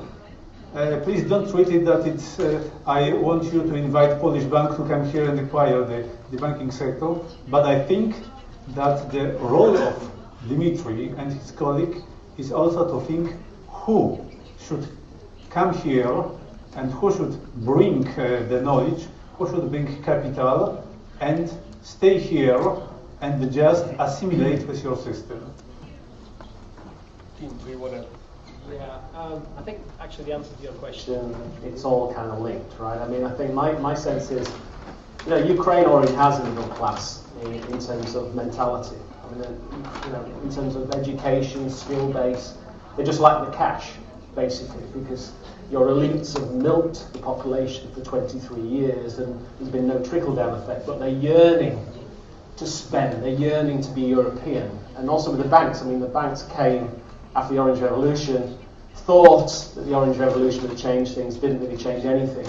And I think, you know, to get the middle class, to give the middle class income, and to get the foreign banks back in, I mean, I think in essence, Ukraine needs to clearly set the direction of development and drive forward with that direction and that objective. Now, it's interesting, but many, I mean, it's very frustrating as someone that looks at Ukraine, the number of foreign Western politicians, Western diplomats, people in the media, investors, that I'm known to be a Ukrainian kind of specialist or inclined favourably towards Ukraine, I would say.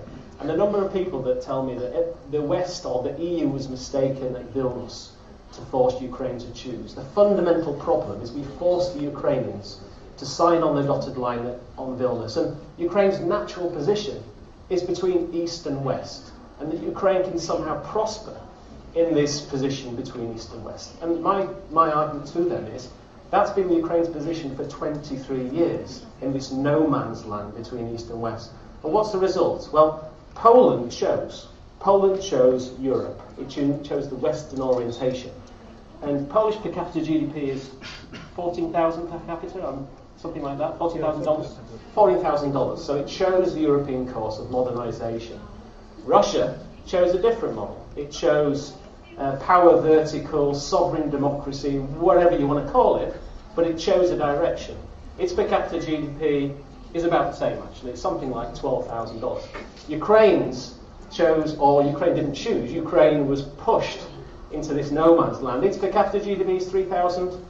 per capita. I mean, the reason it's 3,000 is because Russia had an interest in keeping it in this no man's land where it could exploit Ukrainian elites and Ukraine to keep it in this kind of buffer zone between East and West. And I think if Ukraine is to develop, it has to choose between East and West, frankly.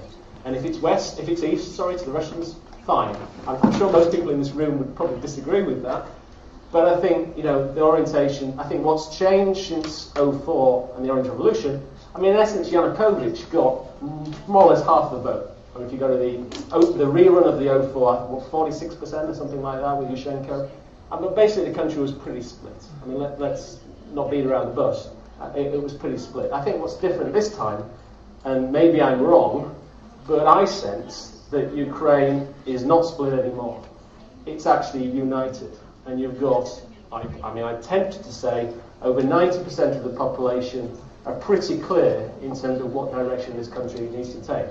It's towards European values. I mean, forget about the EU, as I said. I mean, what is important is rule of law, respect for human rights, dignity, protection of property rights, all those kind of things that we take for granted in Western Europe haven't been the case here. And actually for the banks to develop, they need those things, right? And if this new administration that follows the parliamentary elections in October, I mean, if it can deliver on that agenda, then that's fine. I mean, the basic problem is, when I look now at Ukraine, through what you've been through in the last year, you can succeed. Without a doubt, this can be a hugely successful country, right? You have a great skill base, great population.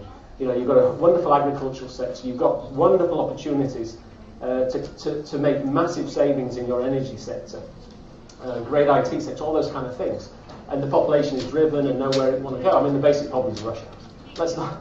I mean, that's the problem. And I don't want to sound hugely anti-Russian, but I mean, how would you deal with this neighbour on the east that is determined? I mean, its strategy is no NATO, no EU, no Maidan. A successful Ukraine that delivers on their European values is a fundamental threat to Putin's Russia.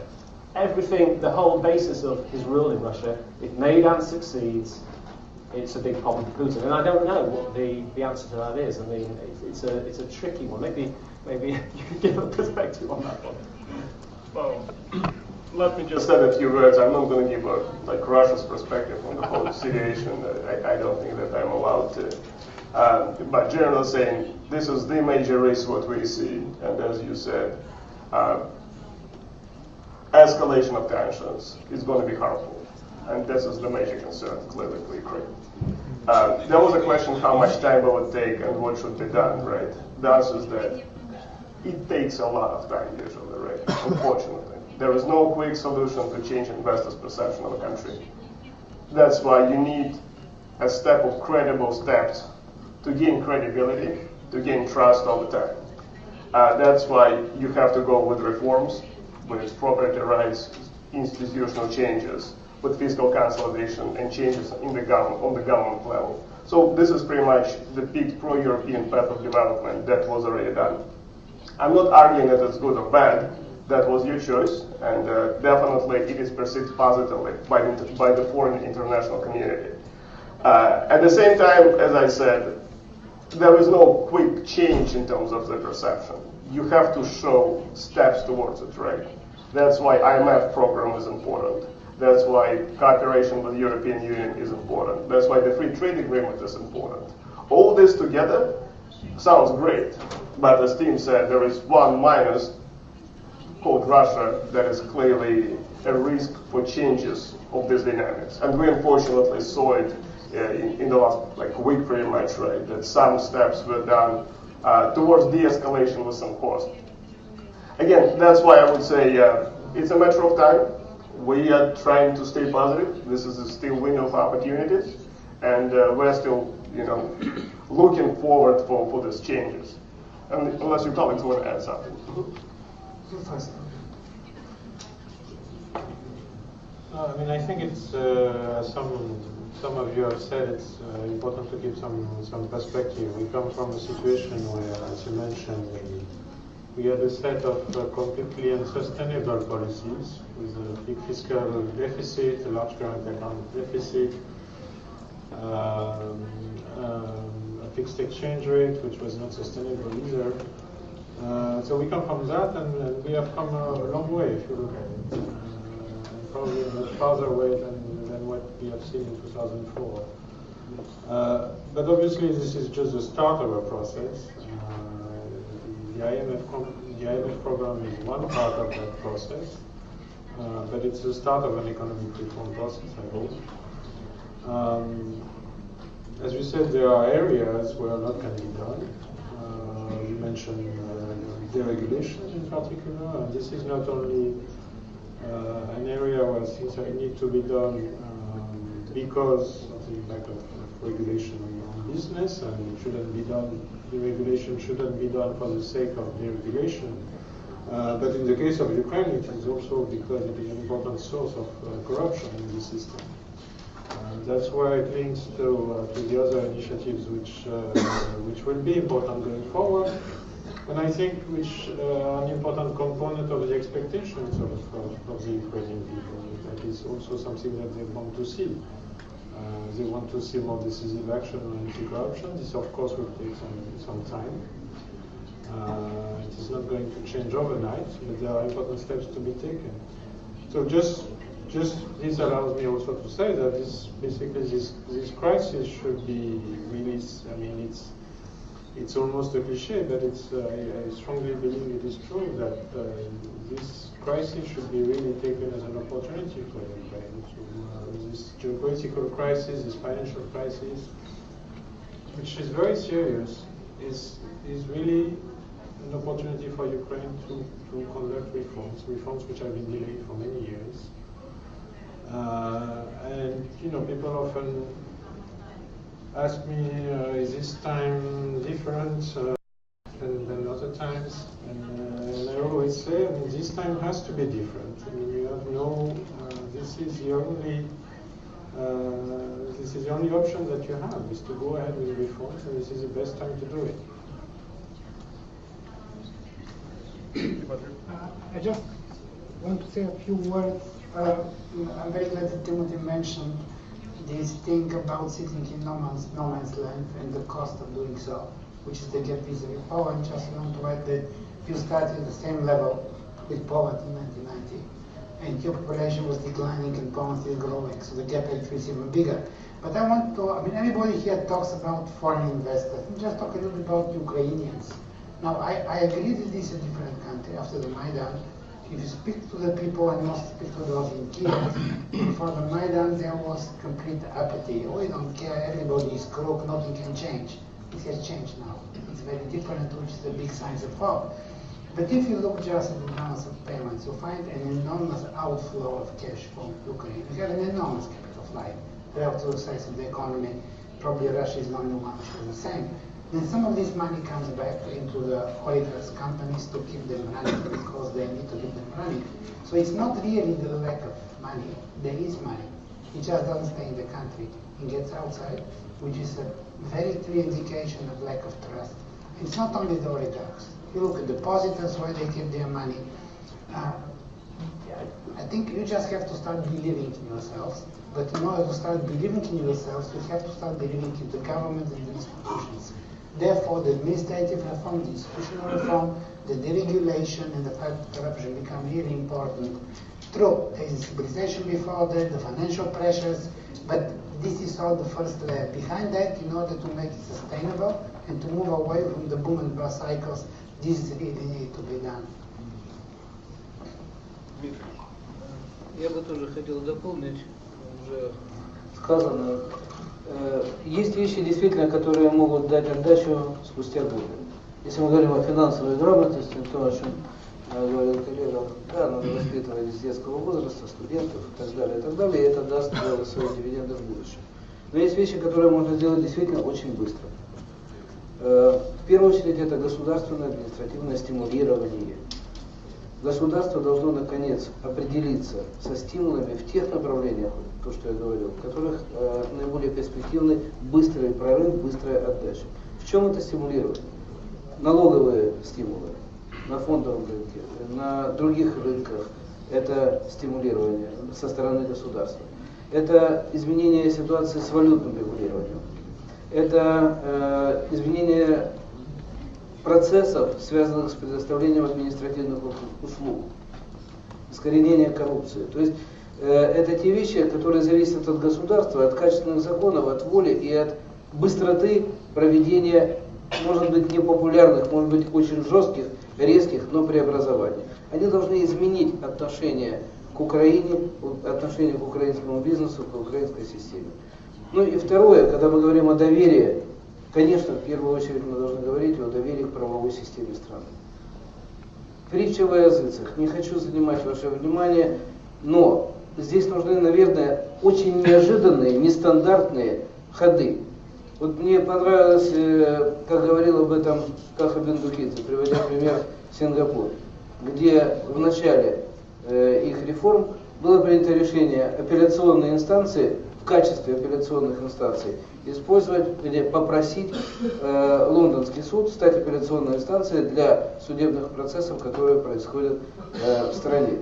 Мы понимаем, что система правовая, судебная, она очень, мягко говоря, отсталая, мягко говоря, неоднозначная. Ну, одной заменой судей мы ничего не решим. Одним принятием законов мы ничего не решим быстро. Значит, надо создавать непопулярные для кого-то, но очень эффективные стимулы для того, чтобы эта система стала прозрачной, объективной, эффективной для бизнеса. Вот доверие к правовой системе, мне кажется, один из очень серьезных ресурсов, которые, конечно же, нам нужно использовать и реализовать. Спасибо. И еще вопросы?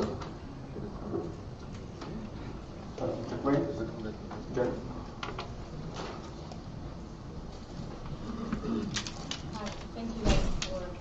I have a few questions. Tim, Jerome and Lviv Mayor, I have a question. Tim, so you made the argument that Ukraine has spending priorities, which would be, better served by not paying or by restructuring their debt. And I'd like to know if you've done any analysis on how much Ukraine could save concretely by restructuring their debt in the way that you suggest they should do it, in a way that's friendly to investors. And I'd like to pose the same question to the IMF and to the IAF. What is the number that, what amount would Ukraine save to then feed back into, as you say, the military or to pensions? Because my understanding, and correct me if I'm wrong, is that first of all, this money is in hard currency. The money you pay pensions with is in local currency. The money you pay the military with is also in local currency. The issue Ukraine has at the moment over the next couple of years is its problem with hard currency. So I wonder if it's really sensible to advocate a restructuring or default on the debt when there may or may not actually be money, the money forthcoming from that is actually not worth the cost. And the cost would be a loss of market access. Because as an investor who may or may not, whether or not I hold Ukrainian debt, a default or restructuring in any way is not going to be voluntary. And to come back to Ukraine to offer money when Ukraine needs to access the capital markets again, yes, you may get it, Ecuador got it, but the yield at which you get it will be no better than the yield you're getting now. And that's also a problem. And you can't just throw off the foreign markets, as it may seem, because the money that the IMF has, the money that the US and Europe has is limited. We've seen that. We saw that in December last year. That's kind of why Yanukovych went to Russia in the end, because the money that Europe is offering is very little. You need foreign capital markets. So I just want to know how much the analysis, the calculation, how much would Ukraine save by restructuring from you guys as well, and how much would they be able to plow into the military? Thank you.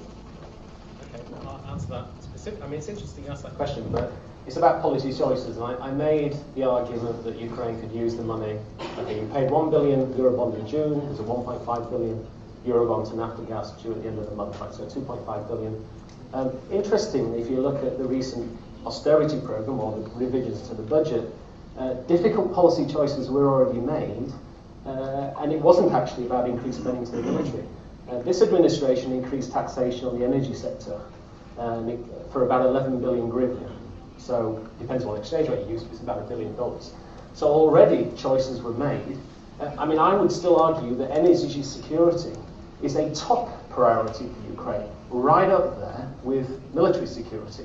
I mean, Ukraine should be encouraging your energy sector to increase investment in new production. The taxation, the higher taxes on energy production I talk to a lot of foreign energy companies, and they're going to leave on the back of that legislation. So that's a prime example that, you know, it's a cash flow thing. I mean, the choice was made to pay $1 billion to Eurobond holders in June, and the price for that was 11 billion hryvnia in terms of increased taxation on the energy sector. So it's not just about military, it's about other choices within the budget. And, you know, reprofiling can mean extending maturity from this year to next year. Next year is a big challenge in terms of principal repayments falling due. There's a 3 billion Russian bond that falls due. There's many other bonds that fall due next year. And if you pay bondholders, you don't pay other stuff. So, you know, I think it's interesting how paying foreign creditors, private sector foreign creditors, is very high on the list of priorities.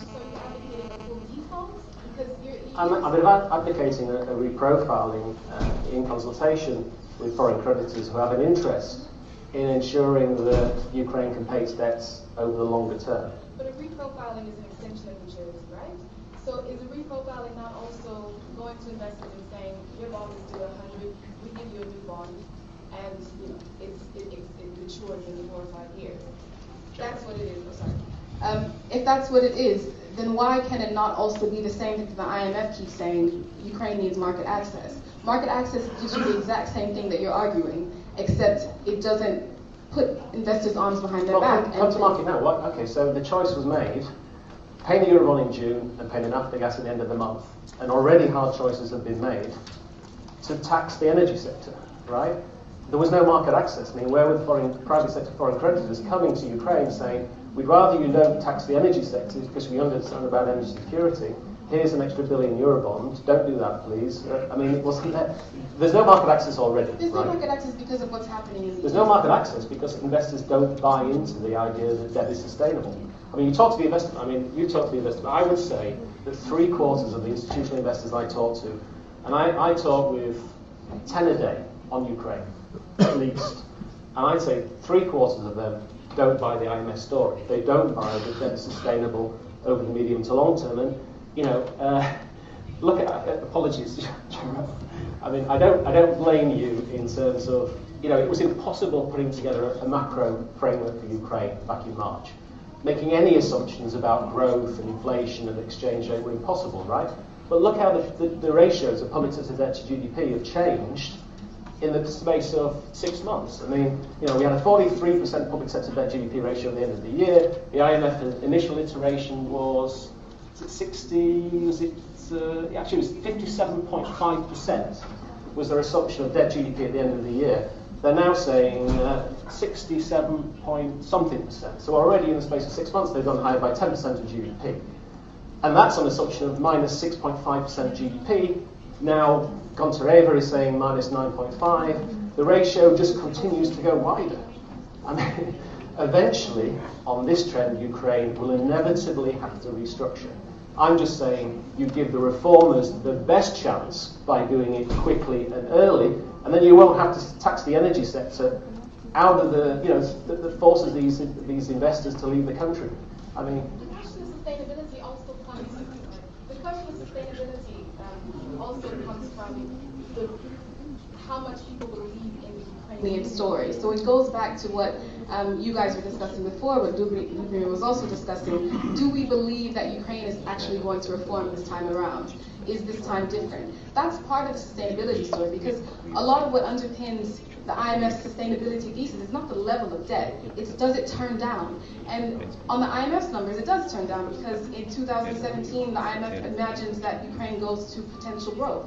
Can IMF get to potential growth by 2016, 2017? I don't know, it's possible, but it also depends on how much we believe in the reforms that Ukraine is doing today. And a lot of investors, I completely agree, don't believe in that. But that's something that can change, and it's not, that can change, and you know, you guys discussed that already. And I personally obviously believe that it's changed.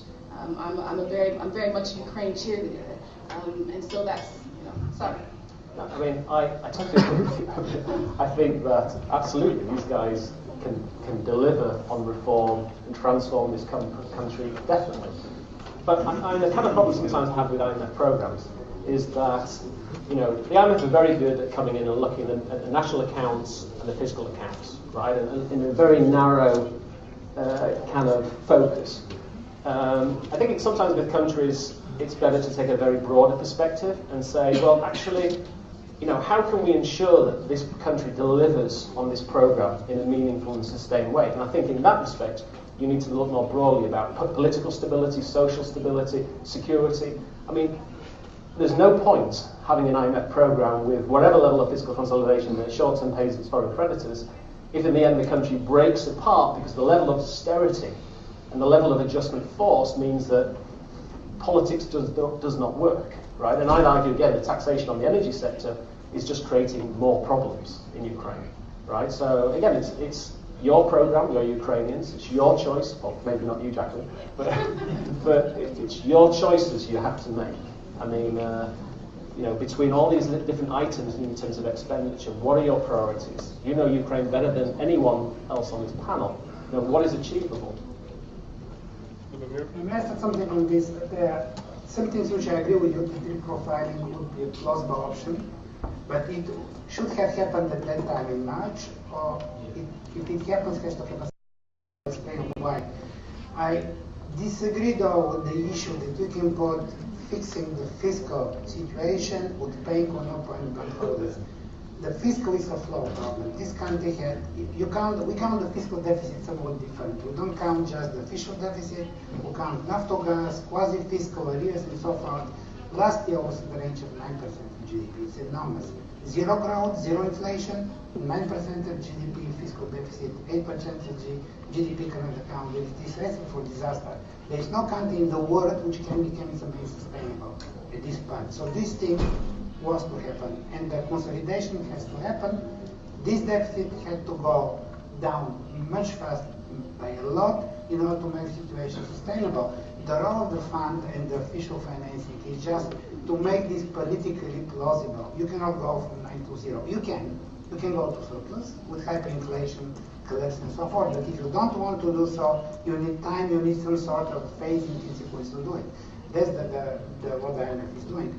A political decision was taken in March not to affect private bondholders because the amounts are considered small, and also because at that time there was, as Tim said, no clarity what would be the macroeconomic development. We have been arguing all the time the situation is actually bad, even without Russia, because the imbalances are so huge, have to be addressed in a short period of time. Now, going forward, we talk about restructuring debt. What can the Ukraine restructure? IMF official debt, no. Domestic debt to domestic banks? No, because if you do it, you're actually hurting the already almost dead banks even more. So you can roll over whatever domestic banks. You have to repay the domestic banks in hard currency or in hryvnia. It is fake rollover because eventually the central bank will have to provide the money for this. So it's central bank financing. And this is clear, and the IMF knows this, and they'll tolerate it because there's no way to do it. So what's left is only the foreign bondholders. And here's the question: do you put the 3 billion Russian bonds in there or not? I'm not a lawyer, so I cannot tell you what exactly the loan documents say. But if you just look at the bonds outstanding, there were like 8 or 9 billion between the end of this year and 2017. We're looking 4 years ahead. If you do 75% haircut, the Greek type haircut, let's for the moment you do it, you're going to gain 6 billion. You're not going to gain the 6 billion immediately because you have to repay these bonds over time. Now, therefore we think this doesn't make sense. The gain is relatively small, and the pay you incur is substantial. If you take the 5 years delay for Russia, 5 years, that means that you're going to go over the market by 2020. Now, don't forget, Russia went back to the market, but Russia had a big asset you don't have, which is oil, and oil price went from $9 to $30 over these 5 years. So we don't have this. So this is off the books. We always have been saying that if there is a shortfall in external financing, we believe there is a substantial shortfall, 6-7 billion, probably more.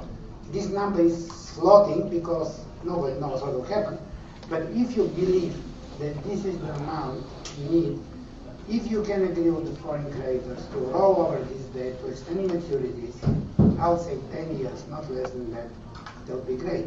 The problem is that any extension in terms which suit the government, this method calculation, would mean some loss in net present value for the bondholders. Of course, depends when exactly they bought them, because we don't know. I know about some discussions, informal discussions having taken place. I'm not going to comment on them, but there is a gap between what foreign investors would want and what the government can afford.